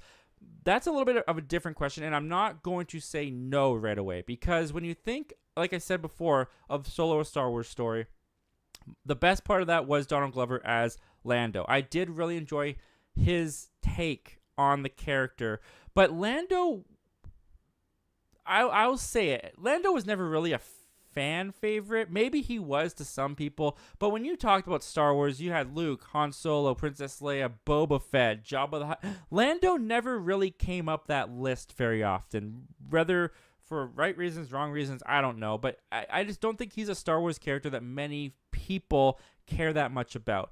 But because I enjoyed Donald Glover in Solo a Star Wars Story, this is a show that I would be open to. I'm not saying that I would be excited for this show if they were to make it, if it were to come out, but I would definitely check it out. I would see what they had in store just for Donald Glover's performance alone. He's a fantastic performer. He was great as Lando. So for that reason, I'm not going to say that I wouldn't want this show. I would be intrigued to see what they came up with, but it's also not a show that I'm clamoring for. Last question. Do I think that this show is going to happen? No. I don't think this show is going to happen. I could be wrong. I've been wrong before. I'll be wrong again. Maybe this is one of those times. But the rumor is that Kathleen Kennedy is on her way out the door. Rumor is that she's actually already out the door and they just haven't publicly announced it. If you believe the insiders and what their sources are saying to them, then Kathleen Kennedy has moved on and a new era of Lucasfilm is about to begin. And I feel like with that, the people or the person that's going to come in and take over from Kathleen Kennedy, I think projects like Rogue Squadron, Lando, other Star Wars projects that might have been on the table but not fully completed or put through the process yet, I think they're going to be scrapped. I think the person's going to come in and want to do their own thing with Star Wars, a new thing with Star Wars. And the fact that this writer is saying that, like, look, we haven't heard anything since, like, 2020. We worked on something. We thought it was really great, and then I just never heard from them again. I don't know. That's not a good sign to me. And Donald Glover is a busy guy. Donald Glover has a lot of stuff going on. I mean, once the writer's strike and the actor's strike is over, he's going off to shoot a Community movie. So, and he's got a music career and all that stuff. So you're probably looking at another couple of years before he could even do this. And by that time, I really don't see anyone who's going to be looking forward to a Lando TV show. So do I think that it was a good decision? Not really. Do I want it? Not really, but I'm not going to say no. I would be open to checking it out. And do I think it's going to happen? Unfortunately, I'm going to say no. What do you guys think of this? What do you guys think of this update about Lando? Were you guys looking forward to this show? Was this a show that you actually wanted to see what they were going to do? Have you been anticipating this since 2020 and you're kind of bummed to hear that those dreams are shattered? Comment down below. Let me. That was really sad. I'm sorry. If your dreams are shattered, I'm truly sorry to hear that. But comment down below. Let me know all your thoughts and opinions about this, guys. And let's get back to seeing what you guys are saying about this. All right, let's see here. We got Zach Attacks Reviews. What's going on, man? Thanks for joining us tonight, my friend. You're still on. I'm still here. I'm still here, guys. Join me. Stay for as long as you like. I will have to go to bed at some point, but hey, welcome. Nathan's Random Movies. I don't know if it's just me, but Disney has not been as good as it used to be, especially Star Wars. I have no excitement at all for Ahsoka or any future Star Wars projects. Yeah, no, you're not wrong. I mean, Disney. Here's the thing with Disney. Disney is kind of a crap show right now over at that place because we're starting to feel the effects, and we're kind of in the middle of the effects of the Bob Chapek era, because back in 2019 or 2020, 2019, somewhere around there, Bob Iger retired. And Bob Chapek took over. And Bob Chapek changed the entire structure of Disney over there. And he had a couple years to do his thing, and eventually they kicked him out. But everything that he worked on up until that point is now coming out. So, yeah, Marvel, their quality has dipped. Anyone will tell you that. I mean, the shows, I think was too much. I mean, Bob Iger has said that they're going to pull back on the shows. It's diluted and distracted the audience, I think he said, which I don't really understand the distracted part, but I totally agree. It's diluted the product. It's diluted the brand name. So that the mandates for how many TV shows that they were putting out and all that stuff definitely dropped the quality. Star Wars' quality has been dropped. A lot of even the Disney movies that have been coming out haven't been that great. I mean, Little Mermaid was kind of lackluster for me. Not hearing super great things about Haunted Mansion at the moment. And yeah, for Ahsoka, I'm very curious for Ahsoka because the trailers look really awesome, but at the same time, it feels like a season to a television show that I haven't been watching. It feels like Rebels season, whatever it would be, 5. And I didn't watch Rebels. I have no plans to watch Rebels. So if I go into Ahsoka episode 1 and I am lost, I am confused, I am bailing. And I feel like that's going to be a lot of people like myself who didn't watch Rebels. If they come into Ahsoka and they have no idea what's going on, I think they're going to bail. It'd be interesting to see what Ahsoka's numbers are going to do. But as far as any Star Wars project, I wouldn't say that I don't have excitement for any future Star Wars project, but I will say it's harder to muster. It is harder to muster. Zach Attack Reviews says, hey, Zach. Well, hello, Zach. Zach Attack Reviews, I thought Andor was on TV first. Yes, they did do it with Andor. I think last Christmas they did Andor on broadcast TV. But this is the first Marvel Disney. I said Marvel Disney Plus show. This is the first Marvel Disney Plus show that they're doing on TV as well. 80s Gift for the 90s. Grimace has a milkshake? It's been a while since I heard from the McDonald's mascots. Yeah, when they said the Grimace shake on TikTok, I was like, isn't that the purple furry dude that used to have a statue in McDonald's? Yeah, he just kind of came back for this. I don't know why. I wonder if we're going to get other characters like Ronald McDonald and I don't know any of the other names of the characters. Nathan's Random Movies. My favorite Nolan film is Inception. Fantastic choice. We got a lot of people saying hey to each other. That's awesome. Love to see it. Whoa, we still have a lot more comments to go through. Oh my goodness, we got a super chat in here. I didn't even see this come through, man. See for yourself, sending $1.99. Dude, thank you so much. That's so generous. Thank you so much. Is any franchise as consistently as good as Mission Impossible? It's hard to find one. The only one now, it doesn't have as many movies, but I would say that it's its strongest competition because when Mission Impossible got consistently good, was Mission Impossible 4. So 4, 5, 6, 7 gives you 4 movies. If you're going to match that with 4 movies, I would say John Wick. I would say John Wick is Mission Impossible's competition for most consistent franchise because John Wick Chapter 1, Chapter 2, Chapter 3, and then Chapter 4, all fantastic movies, all really good, and kind of get better as they go along, at least in my opinion. So that would be my counterpoint to Mission Impossible. But it's a great question, and it's a really good point to make out, man, that Mission Impossible has been super consistent. But thank you so much, See For Yourself, for sending that in and for that generous donation, man. I really appreciate that. Where are we at now? We passed Rob. Thank you again, Rob, for that generous donation. We got 80s Gift from the 90s. I'm watching Fablemans tomorrow night. Nice, dude. I enjoyed the Fablemans. It was not at all what I thought it was gonna be. But I enjoyed it. I didn't love it as much as a lot of people did. Like, a lot of people had that as their number one favorite movie last year. I wouldn't go that far, but it was really good. I liked it. Toxic Gamer 331. I haven't seen 1917 yet. Another movie that I haven't seen. You should check it out, dude. You should check it out. I think you'd like it. Zach Attacks Reviews. Good. On my way home from the theater. Nice, dude. What did you see? Oh, did you see? Did you go see Barbie? Is that what you went and see? How was it? Let me know, man. Zach Attacks says 1917 is great, but not super rewatchable. I agree with that. I haven't really rewatched it very much. 80s kid from the 90s is Netflix Skynet. I mean, the studios are starting to seem more like Skynet. They're starting to want to create Skynet. So, yeah, they might be a part of that. Preston movie reviews. I was so sad I was going to watch Barbie tonight, but then yesterday I got too much stuff at Breaking Bad store. Oh, so you're broke? Is that what you mean? The Breaking Bad store? So you spent too much? That's awesome, dude. Well, I mean, like, not that you couldn't get to see Barbie tonight, but that you got to go to the Breaking Bad store and that you spent way too much. That means that you had a really good time. I'm glad to hear it, dude. Zach Attacks Reviews. Barbie is tomorrow for me. Yep, me too, man. I'm going tomorrow. I'm hoping to see it tomorrow and get my review out before I leave town, or at least get my review shot to the point where when I'm out of town, I can edit it and get it up on the weekend. Preston reviews. Yeah, I'm watching Barbie Friday, then Oppenheimer Sunday. Nice, dude. That's awesome. The Barbenheimer, man. It's going to be legendary.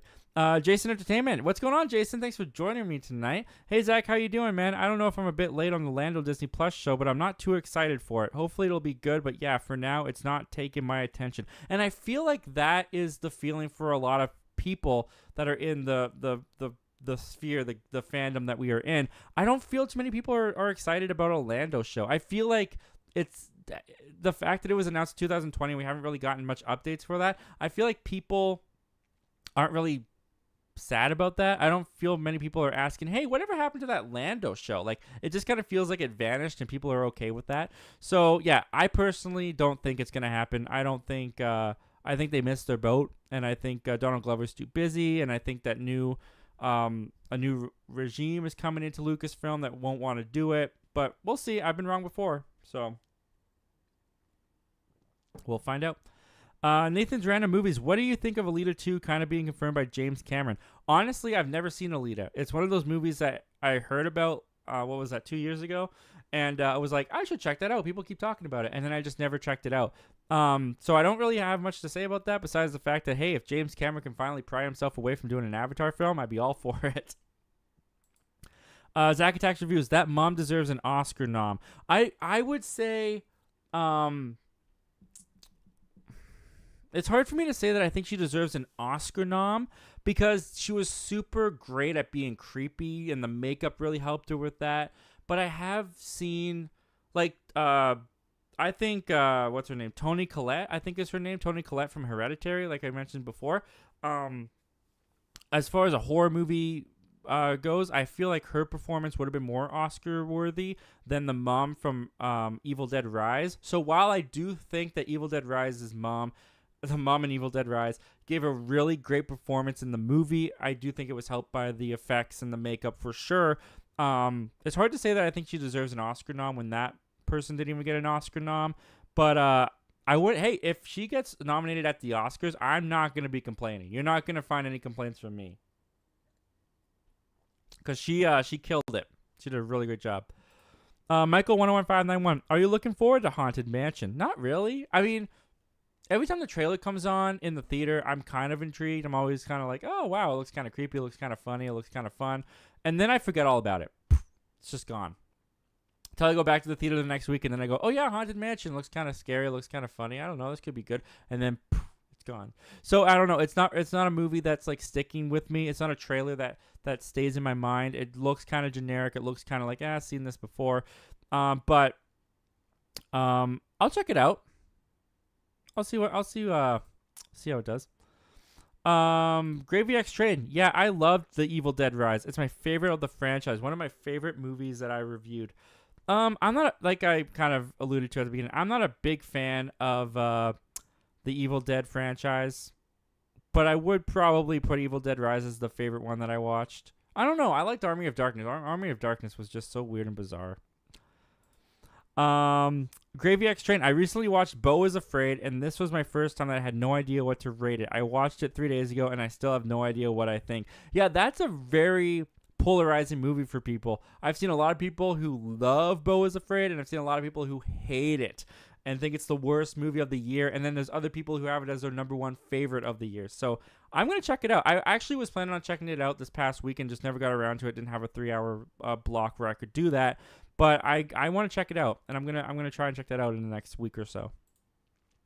Preston reviews. The person who I think deserves either an Oscar or an Emmy is Jennifer Lawrence in No Hard Feelings. I never saw No Hard Feelings, so I can't really speak to that.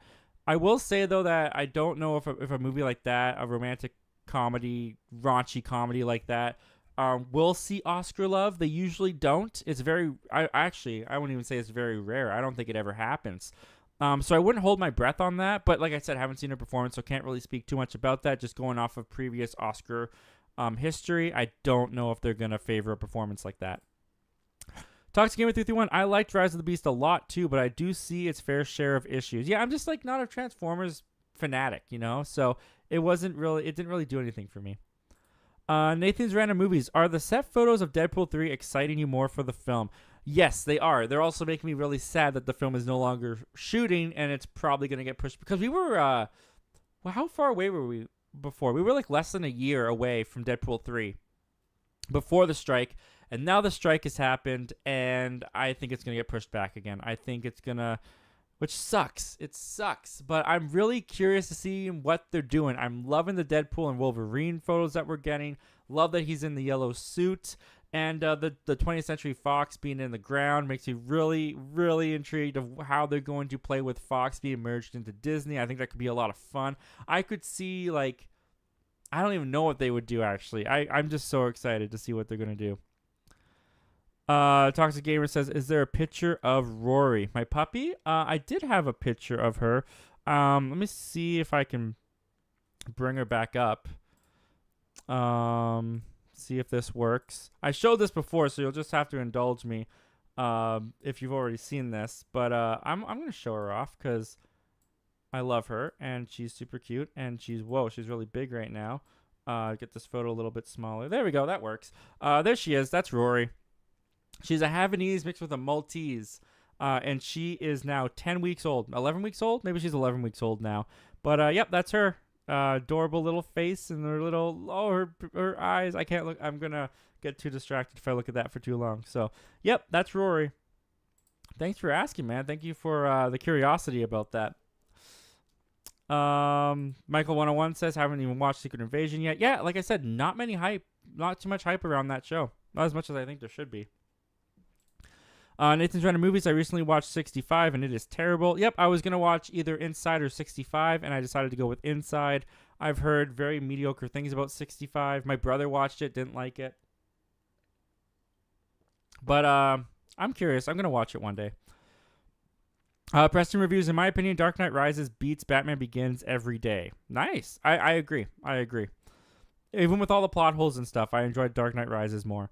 80s Kid from the 90s. I'm still waiting to watch 65. No spoilers. None for me, dude, because I haven't seen it. Spoiler Kings, what's going on, guys? Hey, Zach. Well, hey, Spoiler Kings. Thanks for joining us tonight. Preston reviews Secret Invasion Episode 5 ending. Oh, don't spoil, man. I haven't seen it, but it sounds intriguing from those explanation points. Spoiler Kings, I'm really liking Secret Invasion. Can't wait for the last episode and see how it all ends. Yeah, I'm enjoying it too. I think maybe people just weren't I would say Secret Invasion is kind of a king to Andor of the Star Wars fandom, because it's not like the Marvel stuff that we're used to getting. It's spy espionage. It's slower paced. It's more conversational based. It's not very action based, but I just find it so exciting. Excuse me. I just find it so intriguing with the conversations. I think the dialogue is really good, and I'm having a real good time with it. I'm having a real struggle with my voice. Michael 101591, I'm interested in TMNT Mutant Mayhem. Yeah, me too. I'm going to check it out. 80s Kid from the 90s. I'll only watch the original American Graffiti. George did not direct the second one. However, the question is, did he write it? Interesting. I honestly didn't even know there was a 2. That's funny. Nathan's Random Movies. My ranking of Mission Impossible drops tomorrow. Hopefully, I'll be sure to check that out, man. That's awesome. Zach Attacks Reviews. Super Invasion is super mid. You're super mid, Zach. You're super mid. What are you talking about? No, I'm kidding. That's fair. I mean, I'm not gonna say that like if you don't like the show, I don't see why. I understand why someone might not like Secret Invasion. I especially those who love the comic book. I've heard a lot of people who love the comic book who are like, this is just crap compared to the comic book, which is fair. I've never read the comic book, but I'm liking it. I'm just sorry that you're not enjoying it as much, man. That's sad. Nathan's Random Movies. Last is Mission Impossible 2. It has almost no action and is a love triangle you don't care about. Completely agree. Graveyard Strain says he agrees with Zach Attacks Reviews. It's one of his least favorite Disney Plus Marvel shows, and I don't think Episode 6 will save it for me. Sorry you guys aren't enjoying Secret Invasion as much as I am, man. It's a good time over here. It's nice enjoying the show. See for yourself is saying Mission Impossible 2 is bad, but it's fun. I really don't find much fun in it, but I'm glad that you have fun with it. Toxic Gamer 331. By the way, Zach, you know what's funny? In the universe mode of WWE 2023, you can face anyone like Spider-Man, Ghostface, Indiana Jones, Sean Chandler, me, just basically everyone from anything. I'll fight Sean Chandler. Go for it. I'll do that. I'll get my butt kicked, but don't put me up against Ghostface. You know what? Put me up against Indiana Jones. That'd be fun. And Spider-Man. I just want to fight Spider-Man because I can't beat Spider-Man, so I'll beat him instead. Nathan's Random Movies. 6 is Mission Impossible 1996, a cool spy film that leans into spy elements more than big action. Oh, okay. You let's see here. Do you have your whole list on here? Yes, you do.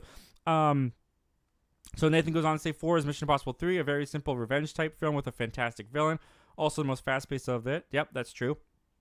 Nathan goes on to say 3 is Ghost Protocol. Has the most memorable stunts of the entire franchise, and you actually start to get to see Ethan work with a team. That is very true. 2 is Fallout. Okay, Henry Cavill is John Lark, might be the best villain of the franchise, and it really pops within the franchise. And number 1 for you is going to be Dead Reckoning. It has more personal stakes for Ethan, but also has the most memorable plotline of the entire series. All right, dude. Well, thank you for sharing your list with us, man. That's awesome. See for yourself, the first 3 Mission Impossible movies, Ethan Hunt is a completely different person. I agree with that. But I start to like him once we get to 3. See for yourself, a completely different personality each time. I mean, yep, I understand that. 80s kid from the 90s, Jimmy Fallon, J.J. Abrams. Did I say Jimmy Fallon? Did I say enter Jimmy Fallon? I meant J.J. Abrams. Did I say Jimmy Fallon? Oh, my goodness. I did not mean Jimmy Fallon. That's hilarious. Whoopsie. Oh, I missed 5 from Nathan. Rogue Nation. I love this movie as Elsa is a great addition. And I love how McQuarrie took over as director of this franchise. Yep. Me too. He's been doing a great job ever since. Preston, did you hear that the studios are trying to make extras AI now? I did hear that, and it's completely ridiculous. I don't know what boneheaded move, what person thought that up, but it was a terrible, terrible decision. Toxic Gamer, hot take. I like Mission Impossible 2 more than Mission Impossible 1. Okay. Because watching Mission Impossible 1, I always am confused about what the plot is, and as for 2, it immediately introduces plot, I feel. That's fair. That's fair, because Mission Impossible 1 does get a little bit messy, a little convoluted. I get that. Might just be me, though. No, I understand. I still don't prefer 1 over 2, but I get what you mean. See for yourself, Mission Impossible 7 is fun as... Oh, yeah, it is, man. Oh, yeah, it is. 80s kid from the 90s. Okay, now you're getting me interested in Mission Impossible. You never seen Mission Impossible? Yeah, dude, check it out. I mean, start with Ghost Protocol, maybe? I don't know. Start with 3. You can start from the beginning, but, like, they really hook you in, like, 3 or 4. Preston says The Fall is the greatest of all time. I love that movie. Couldn't agree more. 80s kid from the 90s. Sour Patch is the best. And I know the Flick Pick likes them, so I'd be on his good side. Preston reviews Ralph from The Flash got done. Oh, dude. Oh, I feel so bad for that guy. I mean, it was during that time, and maybe we're not out of that time, but I feel like it was a time where people just dug up the past tweets of people and found the worst ones that they could find and ruined people's career. And Ralph, the guy who played Ralph, really got it bad because I'm pretty sure his career is over. I haven't seen him in anything else. And I thought he was great. For those of you who don't know, there was a character, played the elongated man on The Flash. had some tweets resurfaced, some really disgusting jokes or whatever that he put on Twitter, and they fired him immediately, and he got let go from the show, and everybody on the show did not stand by him. They were basically like, it's sad to see that this is what, I mean, he says that he's grown as a person, but it's sad to see that this is who he was, and they fired him, and haven't seen him around since. I haven't seen him in anything, and he was actually a pretty talented dude. So yeah, I agree, that was rough. 80s come from the 90s. I think veteran actors should run Hollywood. I mean, one day, probably. It's very possible. All these CEOs got to die out eventually, and then we're going to have a whole different elite group come up. 80s kid from the 90s. Walt Disney's heir should take over the company. Does he have any heirs? Are they all dead? I don't know. How old is Walt Disney? Because Disney is 100 years old, and that guy died a while ago. So I don't know. I haven't looked into Walt Disney very much. Toxic Gamer 331. Early reviews of Haunted Mansion have come out and surprisingly positive, good, but some flaws. Oh, that's good to hear. That's good to hear. Zach Attacks Reviews. Why do you have Sour Patch Kids on hand? For such an occasion as that, Zach. For such an occasion as that. You never know when you're going to run into the flick pick. Got to have them on hand. 80s kid from the 90s. I don't trust early screeners since the overhype of The Flash. Yeah, I'm not going to lie to you. The Flash did that to me too. I don't trust them or I don't put as much faith in them as I used to, because I liked The Flash. You'll see in our next segment. I liked The Flash, but overhyped is an understatement. Spoiler Kings, what? There's steelbooks and bargain bins? Please tell me where. I'll take a trip. I don't know where. Ask Luke Ponto, because he's always talking about it with his friends on his stream. So I have to find out. 80s kid from the 90s. The Flash had a bad show and a bad movie. I mean, I thought the show and the movie were good. I think the show is good up until a point, and the movie is good up until a point. I don't fully disagree with the movie, I guess, or with the show. Sorry, I don't fully disagree with the show, but I like the movie. Trev's Movies. What's going on, man? Thanks for being here tonight. Hey, Zach, just got back from an early screening of Barbie. I really enjoyed it. And sue me, but Ryan Gosling as Ken is one of my favorite performances of the year so far. I've been hearing that a lot. I've been hearing that a lot on the internet. Some people are even saying give him the Oscar, which I think is wild. Nathan's Random Movies. Did you know a Friday and 13th prequel series is coming from A24? They've been trying to do a Friday the 13th for so long, and the rights have been so messy. I'll believe it when I see it. Graveyard Train Zoe 102 comes out. Oh, July 27th. I thought it was the 21st. All right, fair enough. I got some time to wait then. I was like, wait, it comes out. Oh, that's a bummer. See for yourself. The Good Burger sequel won't make a lot of money in my estimation. I don't think so either, to be honest. Preston Review says, I got to go. I've been surviving on 2 hours of sleep. See you, Zach. Good stream. Well, thank you for being here tonight, man. Thank you for all your contribution. Thank you for hanging out with me. And the show was made better because you were a part of it. And I appreciate you, man. See for yourself says Hereditary for me, probably with What Disturbed You. 80s Kid says, yes, I was referring to Marvel. I mean, yeah, I could see Phase 1. Phase 1 kind of built off of each other at the end of the movies. Except for Iron Man 2. Iron Man 2 was just like half an Iron Man movie while having Avengers promotion stuffed in there. But I can see what you mean. Martyrs from 2008. I can never watch that again. That disturbed you? I'm gonna have to. I was gonna say I have to check that out, but if that disturbed you, maybe I shouldn't check it out. Narrator from SpongeBob. 3 years later, we don't have a Lando show. Yeah, it's been 3 years. I don't have much hope that we're gonna get one. No, they shouldn't do it. Solo was meh. I don't think they should do it. I don't think they'll do it either. Obi-Wan retconned everything that was already established. Kind of did. Yeah, I agree with you on that one. See for yourself. I think Donald Glover can definitely carry his own Lando show. However, anything that happens in the show will be inconsequential, which is why it kind of takes the thrill out of it. Yep, completely agree. And yeah, he can totally. There's no question about it that he could lead the show. Like, he's a tremendous performer. But yeah, I don't think it would be good. Trev's Movies. Forget Zoe 102. The Venture Bros movie comes out next week. All right, well there you go. Got to get my eyes open for that. Nathan's Random Movies. We got a new trailer for Blue Beetle. Are you excited for it? I'm worried for it because I don't think it's going to do well at the box office. I think it's going to eat dirt.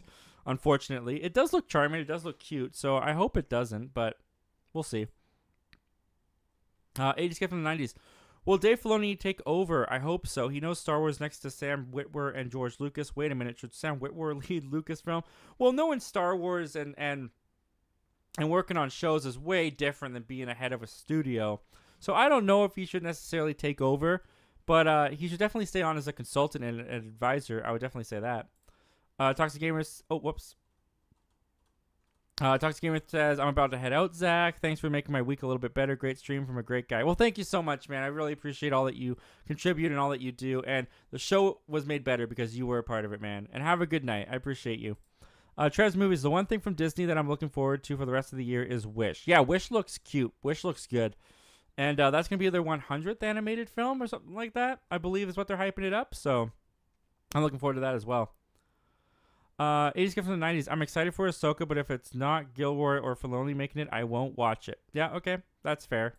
Because he knows the character. Like, that's his character. That's Filoni's character. So I can see that. See for yourself. I thought Little Mermaid was great. I'm glad you enjoyed it, man. I didn't hate it. I definitely didn't hate it, but I don't know. To me, a lot of those Disney remakes just exist so you can point and go, oh, that used to be animated, now it's live action. Oh, that's cool. I used to see that in animated, now it's live action. But they don't always do things better, and that's kind of how I felt with The Little Mermaid. Lance Jackson, okay, enjoyed your stream, Zach. I'm about to finish watching The Property Brothers and get some sleep. Have a good night. Well, thank you, Lance, for being here, man. Thanks for all your contribution to the show. Thank you, and I hope that you enjoy Property Brothers. The show was made better because you were a part of it, man, and I appreciate you. Have a good night. See for yourself says you'll need to watch Rebels. I really hope not, man. I really hope not. All right, we're going to take a quick pause. Because I'm not going to watch Rebels, by the way. We're going to take a quick pause for the comments and questions. We're going to go on to the very last topic of the night, which I might have held off a little bit too late, but whatever. You live and you learn. All right. So topic number 4, guys. And this has been requested by a lot of you guys, so I'm a man of the people. I want to give you guys what you ask for, if it's in reason. So, because it's a slim news week because of the writer's strike and the actor's strike, we are going to talk about my favorite movies of the year so far. My top 10 favorite movies of 2023 thus far. This list could change as I see more movies, as more movies come out. And by the end of the year, we could be looking at an entirely different list. But here are the 10 that I've got. Here are the 10 that I have at the moment for my favorite of the year. At number 10, we've got still a Michael J. Fox movie. I adored this documentary. As a big Michael J. Fox fan, I thought this was a very inspirational documentary about hope, about positivity. Because Michael J. Fox, with his Parkinson's, he could easily go into a depression. He can easily play pity. He can get a lot of people feeling sorry for him. And this documentary comes out and slaps you across the face if you even think about feeling sorry for this guy. He still has the humor. He still has the charisma. He still has the charm. And this documentary that talks about his legacy in film and just in the research of Parkinson's disease and what he's done there, I loved it. I thought it was beautifully told.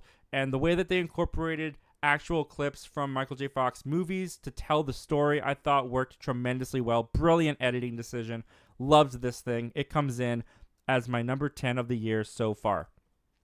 At number 9, we've got The Flash. This comes in at number 9 as my favorite movie of the year, and it also comes in as the most overhyped movie of the year. But regardless, I still had a really great time watching The Flash. I thought Ezra Miller did a great job playing against themselves. I thought that Ezra Miller gave a really great performance, all the drama aside, in this movie. Really enjoyed Ezra. Michael Keaton coming back as Batman was super cool. He was a lot of fun to watch. The action in this was a lot of fun. It did have some emotion. Maybe it didn't hit as much as I wanted it to, but I just enjoyed the ride. I had such a fun time with this movie in the theater. It comes in at number 9. At number 8, we've got Air. Now, I recently just watched Air. A lot of people told me to watch it. I had planned to watch it, but I finally got around to watching it, and I enjoyed it. It was a charming little movie, a great underdog story. I'm not a big sports guy. I don't know much about sports. I'm not a big basketball guy. Up until about 5 years ago, Michael Jordan was just the guy who acted in Space Jam to me. I didn't really know much about him. But this documenting the creation of the Air Jordan sounds kind of boring, but the way that it was executed, the characters, the underdog story with Matt Damon's character, Really worked for me. Loved the way it was told. A nice little film, and it comes in at number 8. At number 7, I've got Nimona. That's on Netflix right now. I didn't really know anything about this movie. I just heard a bunch of people mentioning Nimona over the past couple of weeks, and I decided to check it out one night, and I fell in love with this movie. I think this movie is incredibly endearing. It's incredibly charming. The animation took a little bit for me to adjust to get into, but once I was into the animation, I was completely engaged with these characters, with this world, this kind of like medieval night world that also is mixed with this like high-tech futuristic world. I thought the blend of that was really cool. Interesting. I loved the story, the mystery of it all, the characters. Nimona herself, I thought, could have teetered on being annoying, but they did a really good job of balancing her being endearing and charming, teaming her up with the lead character. This was a movie that kind of came out of nowhere for me on Netflix. I've always said that I don't really pay attention to Netflix movies because 99% of them turn out to be crap. Well, I may have to change my tune on that because Netflix has given a couple great things this year, and Nimona is definitely one of them. So I'm going to put it at number 7. At number 6 is another pleasant surprise for me, and that is Dungeons & Dragons Honor Among Thieves. Now, I've never played Dungeons & Dragons. I called it a board game in my review. Turns out it's a tabletop game. I have a friend who plays Dungeons & Dragons. I've learned a lot more about Dungeons & Dragons since seeing the movie. But what was so great about Dungeons & Dragons is that it played the movie as if it was just some fantasy Lord of the Rings type movie, but they did it as a comedy. They did it as a parody. And by doing so, that was my access into this world. That let me enjoy the movie as much as I'm sure Dungeons & Dragons fans enjoyed the movie. Chris Pine, Michelle Rodriguez were great. Justice Smith was great. The comedy was great. I loved the world. I loved the world building. The tropes, the cliches of fantasy movies that they played on, I thought was so much fun. I thought it did a great job. I really do hope that we get a sequel, even though this movie's not doing great in the box office. I really hope that they look past that and give us more.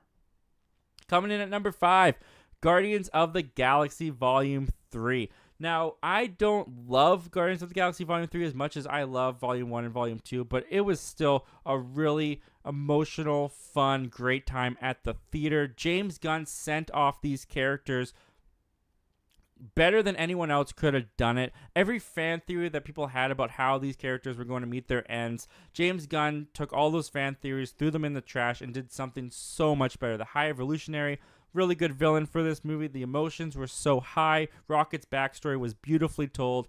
And this is a movie that, as I think on it, I'm just pleased with it. I'm just pleased with how it ended. I'm pleased with the experience that I had with it. So it's coming in at number 5.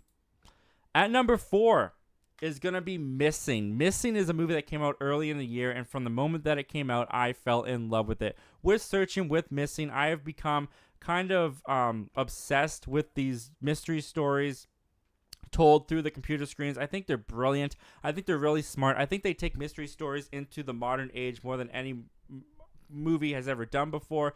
The lead character was great. The mystery was so engaging. I was so into this movie from start to finish. Yeah, I want more of these. Please make more of these. Missing comes in at number 4. At number 3, we got Mission Impossible Dead Reckoning. I'm not going to go into this too much because we just did the Mission Impossible ranking, but this was the movie of the summer for me. The action was so exhilarating. It was so much fun. The characters, the humor were firing on all cylinders.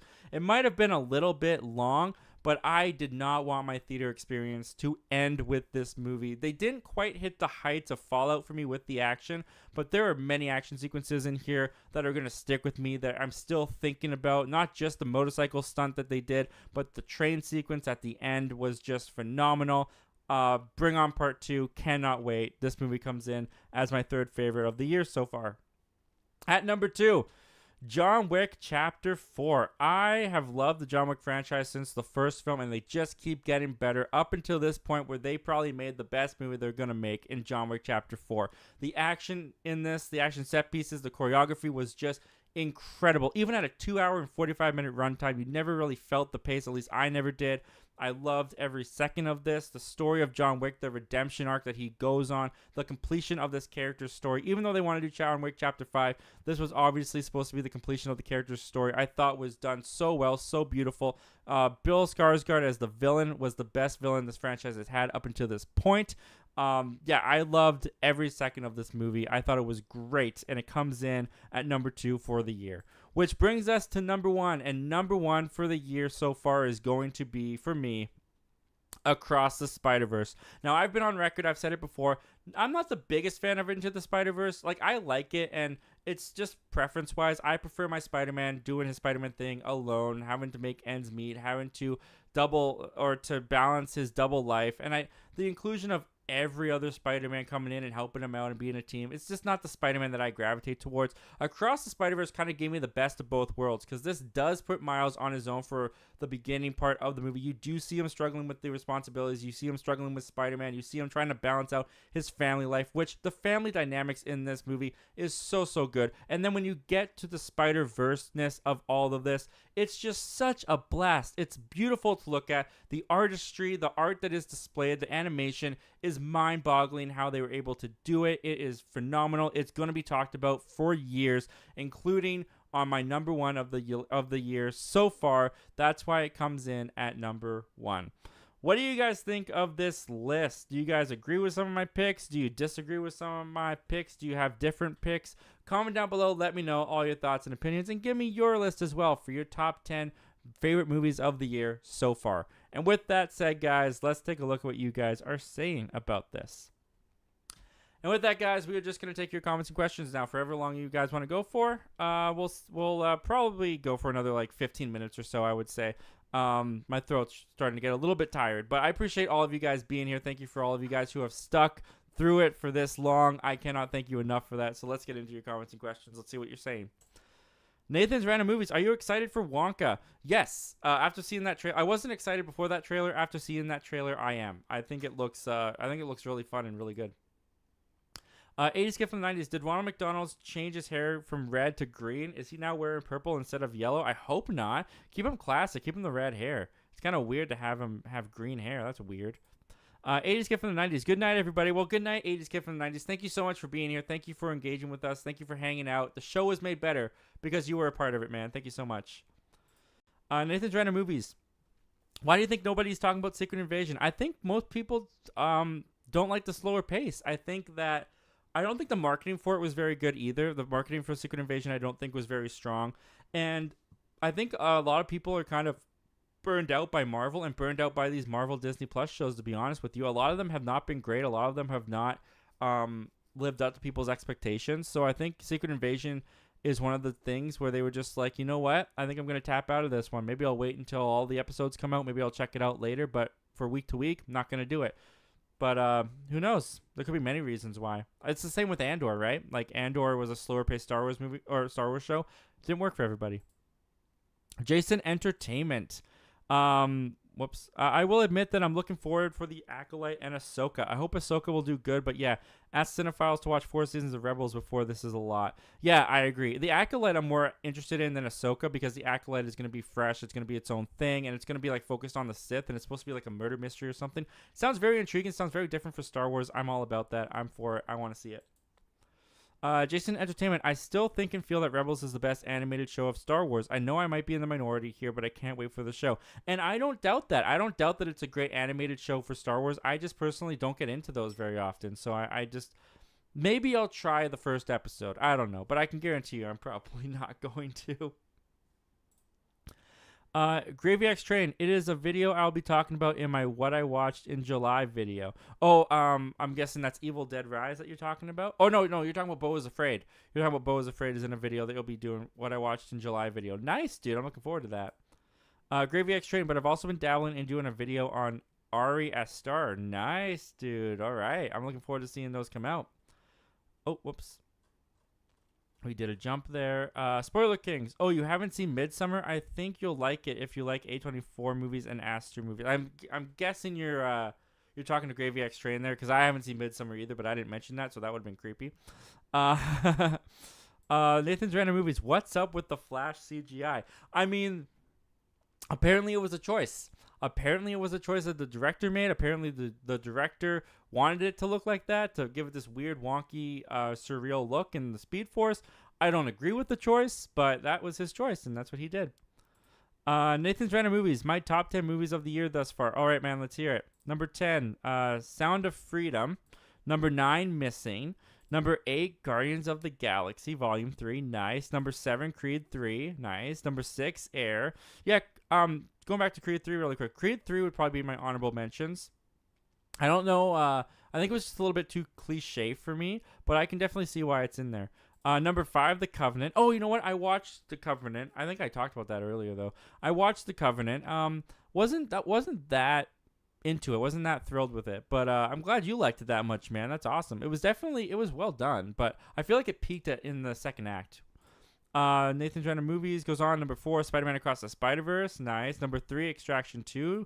Number 2, John Wick Chapter 4, so we have that in the same spot. And number 1, Mission Impossible Dead Reckoning Part 1. That's awesome, man. That's a really great list, dude. Thank you for sharing. See for yourself. Gotta head out to record my Secret Invasion Episode 5 reaction and review. Great stream, Zach. See you soon. Well, thank you so much for being here tonight. See for yourself. I appreciate you being here. Thank you for engaging. Thank you for all the questions and comments. And the show was made better because you were a part of it, dude. Have a good night and enjoy that show. Jason Entertainment. Still have to watch Nimona, Air, and Elemental. Glad you're doing that top 10. Yeah, I loved Nimona. I didn't expect to, but I just kind of fell in love with that world and with those characters. Air was really good, and I haven't seen Elemental, but I definitely plan on seeing that as soon as it hits Disney Plus because I hear it's pretty good.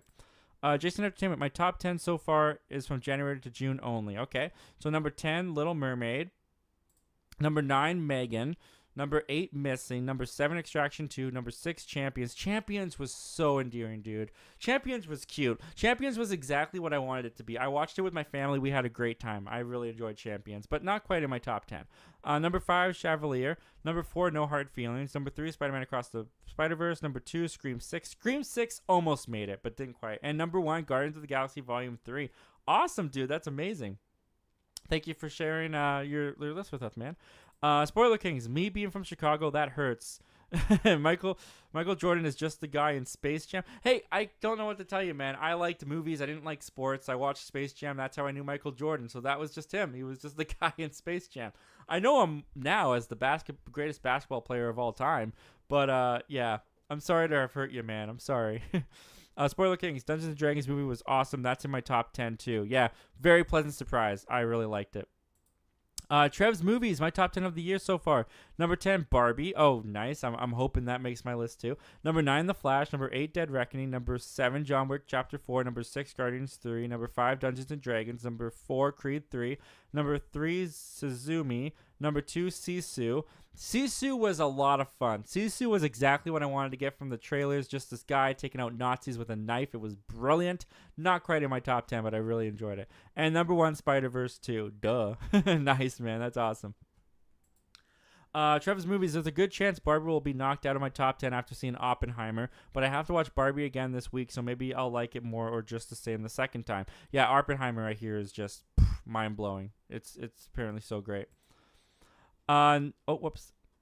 Nathan's Random Movies. Great stream, Zach. I'm going to call it a night, though. Hey, man, that's totally fine, dude. Thank you for being here for as long as you were. Thank you for engaging and hanging out, man. And the show was made better because you were a part of it. Have a great night, Nathan. I appreciate you. Spoiler Kings. That's a good list. Most of yours are on my list, too. Awesome. I'm glad to hear it, man. The Dave Show. What's going on, Dave? Thanks for being here tonight, man. The most underrated YouTuber is here. JK, man, that's awesome. Check out Dave's channel, guys. He just did a random movie review, so you don't even know what he's going to be reviewing. I still have to check that out, but I'm very curious to see what it was. Trev's Movies. After this stream, I got to get started writing my Barbie review and get ready for the Barbie wedding I'm going to. I'll explain in my review. A Barbie wedding. Wow, that's awesome, dude. Barbied out. That's amazing. Well, congrats to those people who are getting married. That's very exciting. Hope you have fun at the wedding. Luke Ponto, my favorite movie of the year so far is Mission Impossible Dead Reckoning Part 1 without question, but we'll see when it comes to Oppenheimer. Wow, that's awesome, dude. That's your number 1. I'm glad you loved it that much. That's awesome. Luke Ponto, after thinking about the film more and more, I have come around to really enjoying it. Yeah, I think it's a lot of fun. Here's Luke Ponto's top 10. Number 10, Dungeons & Dragons Honor Among Thieves. Number 9, Cocaine Bear. Yeah, I mean, Cocaine Bear would be my least favorite, to be honest, but I'm glad you enjoyed it. Evil Dead Rise, Sisu, Scream 6, Are You There, God? It's Me, Margaret. I was very, very close to putting Are You There, God? It's Me, Margaret in my list. I ended up not doing it, obviously, but man, that's a charming movie. That's a really cute coming of age story. I like that movie a lot. Number 4, John Wick Chapter 4. Number 3, the Super Mario Brothers movie. Again, honorable mention, came close but not quite. And number 2, Spider-Man Across the Spider-Verse. And of course, Luke Ponto's number 1 is Mission Impossible: Dead Reckoning Part 1. That's awesome, dude. That's awesome. Thank you for sharing that with us, Luke. Preston, my top 5. So this is Preston's top 5. 5, No Hard Feelings. 4, Shazam 2. Yeah, Shazam 2 didn't really hit for me, guys. I mean, you can check out my review for full thoughts, but wasn't really my cup of tea. Number 3, Air. Nice. Number 2, Guardians 3. And number 1, The Flash, dude. Nice. I'm glad you enjoyed The Flash that much. That's awesome. Wait, where am I at? Oh, the Reed Dave Show. Are you ready for some random movies to come out next year? I mean, yeah, dude, bring it on. I don't know what you're going to be reviewing, but I guess that's the fun of it. That's awesome. That's a really interesting idea of yours. I like that. Spoiler Kings. Mission Impossible 7 was awesome, but I can't put it as high as my number 1. Grace running away got very tiresome after like the 4th time. I thought it was fun. I thought it was very funny. I liked the way that she got away from him. I liked the way that she kept slipping through his fingers. If it got annoying for you, I guess that's fair, but I enjoyed it, man. Suhi Speaks. Well, welcome, man. Thanks for joining us tonight. Spider-Verse easily number 1. Awesome. Yeah, that's my number 1 too, man. Hard to beat it. I don't know if any movie's gonna beat that this year. Spoiler Kings, but Mission Impossible 7 is in my top 5. Nice. At least you enjoyed it that much. Sui Speaks. Sound of Freedom is number 2. Number 3 is Guardians of the Galaxy Volume 3. Number 4 is Super Mario. Number 5 is Mission Impossible 7. Nice, man. Just a top 5? Awesome. That's a good list. Again, Mario, it came close, but not quite. Luke Ponto, sorry, I meant to say I came around to really enjoying The Flash. Oh, okay. Okay, I'm glad to hear that, man, because you weren't too hot on The Flash. You didn't really like his character, but I guess he's coming around on you. I'm glad to hear that. That's awesome. Trev's movies, they're not actually getting married. I have no idea how this whole thing is supposed to play out. All I was told was to wear pink. I'm just going full Ken. I'm just Ken. That's awesome, dude. Well, I hope you have fun. I hope you enjoy it. Trev's movies, I'm also the usher. That's exciting. That's awesome, dude. I hope you have a good time. I hope you have fun. Jason Entertainment, thank you, Zach, for this awesome stream and the good energy. Take care, man, and have a great night. Well, thank you, Jason, for being here. Thank you for the kind words. Thank you for the engagement and the contributions that you've given to this stream, man. Have a good night. The show was made better because you were a part of it, man, and I appreciate you. Luke Ponto, I forgot to mention I watched Sisu last week, and it was so freaking awesome. I loved it. Yeah, I figured you would love that kind of movie, man. I watched that in theaters when I went with my brother on a trip to Vancouver. In Canada here, and man, it was fun. It was a fun time. It was exactly what I wanted it to be. Just one guy taking out all these Nazis in brutal ways. The ending got a little bit over exaggerated for me, a little bit too cartoony, but the majority of the time with that movie, man, I was grinning from ear to ear. Good popcorn flick. The Reed Dave Show, I was meaning in general, but yes, I would like to keep that series going if folks want it. Well, yeah, man, just keep trying and keep putting stuff out and see if it catches on. C. He Speaks. Can't wait for Oppenheimer tomorrow and Barbie. Yep, I'm seeing Barbie tomorrow. I'm optimistic. I'm hearing good things. It looks a little weird from the trailers, but I'm looking forward to it. Luke Ponto, not the character, just the movie as a whole. I probably wasn't in a great mood the first time. The CGI is still awful. Yes, it is. Yes, it is still awful. But I'm glad that you enjoyed the movie more this time around, man. Suhi Speaks, gonna hit the bed. Love your stuff as always, brother. Be good. Well, thank you so much, man. I really appreciate that. That means a lot to me. Have a great night. Have a great sleep. The show was made better because you were a part of it, and I appreciate you, man. Thank you so much. Luke Ponto says Renfield would be an honorable mention on my list. It would be an honorable mention on my list too because it's not a great movie, but I just have so much dang fun with it. I really enjoy it. And Trev's movies, I find it funny how some people get so offended if you don't like Sound of Freedom. If they don't like it, they don't like it. That's their opinion. I liked it, but thought it had some major issues. Yeah, that's the thing is movies are subjective. And yes, even movies that are based on real-life events, horrific events, that are trying to get a message across, sometimes the movie's not good. And sometimes that's just the reality of it. And yeah, people like what they like, and some people don't like the thing that you like. And we're all still human beings living on the same earth, and we can all get along. The Reed Dave Show. I'm seeing Oppenheimer on Friday, then Barbie on Tuesday. Very exciting, man. That's awesome. Luke Ponto, I also checked out Beau is Afraid, and that movie is a little drug trip. Yeah, that's what I've heard. That's crazy. All right, guys, we're all caught up on the comments and questions. It is now 9:30. That means we've been here for 2 hours, so I think we're going to call it a night. That was Zach Milne Talks Live number 56, guys. That's crazy. Thank you, everyone who's been here. Thank you, everyone who joined. Thank you for everyone who was in the chat. Thank you for everyone who is listening over at the podcast, Zach Milne Talks Movies podcast. Link for that is in the description below if you want to hear me in your ears and not see my face, but I don't know why you'd want to do that. I'm so pretty. Oh my gosh. That's how you know it's time to go to bed, guys, because I do stuff like that when I get overtired, and now it's on the internet forever. So we're just going to forget that happened, and we're just going to say goodnight. Before I get out of here, let's see what the last things you guys are saying. Luke Ponto says it's a great but a real mind trip. And Luke Ponto, for some reason, I'm getting controversy for my opinion about Fast X. I enjoyed Fast X, but it's not like it was a great movie.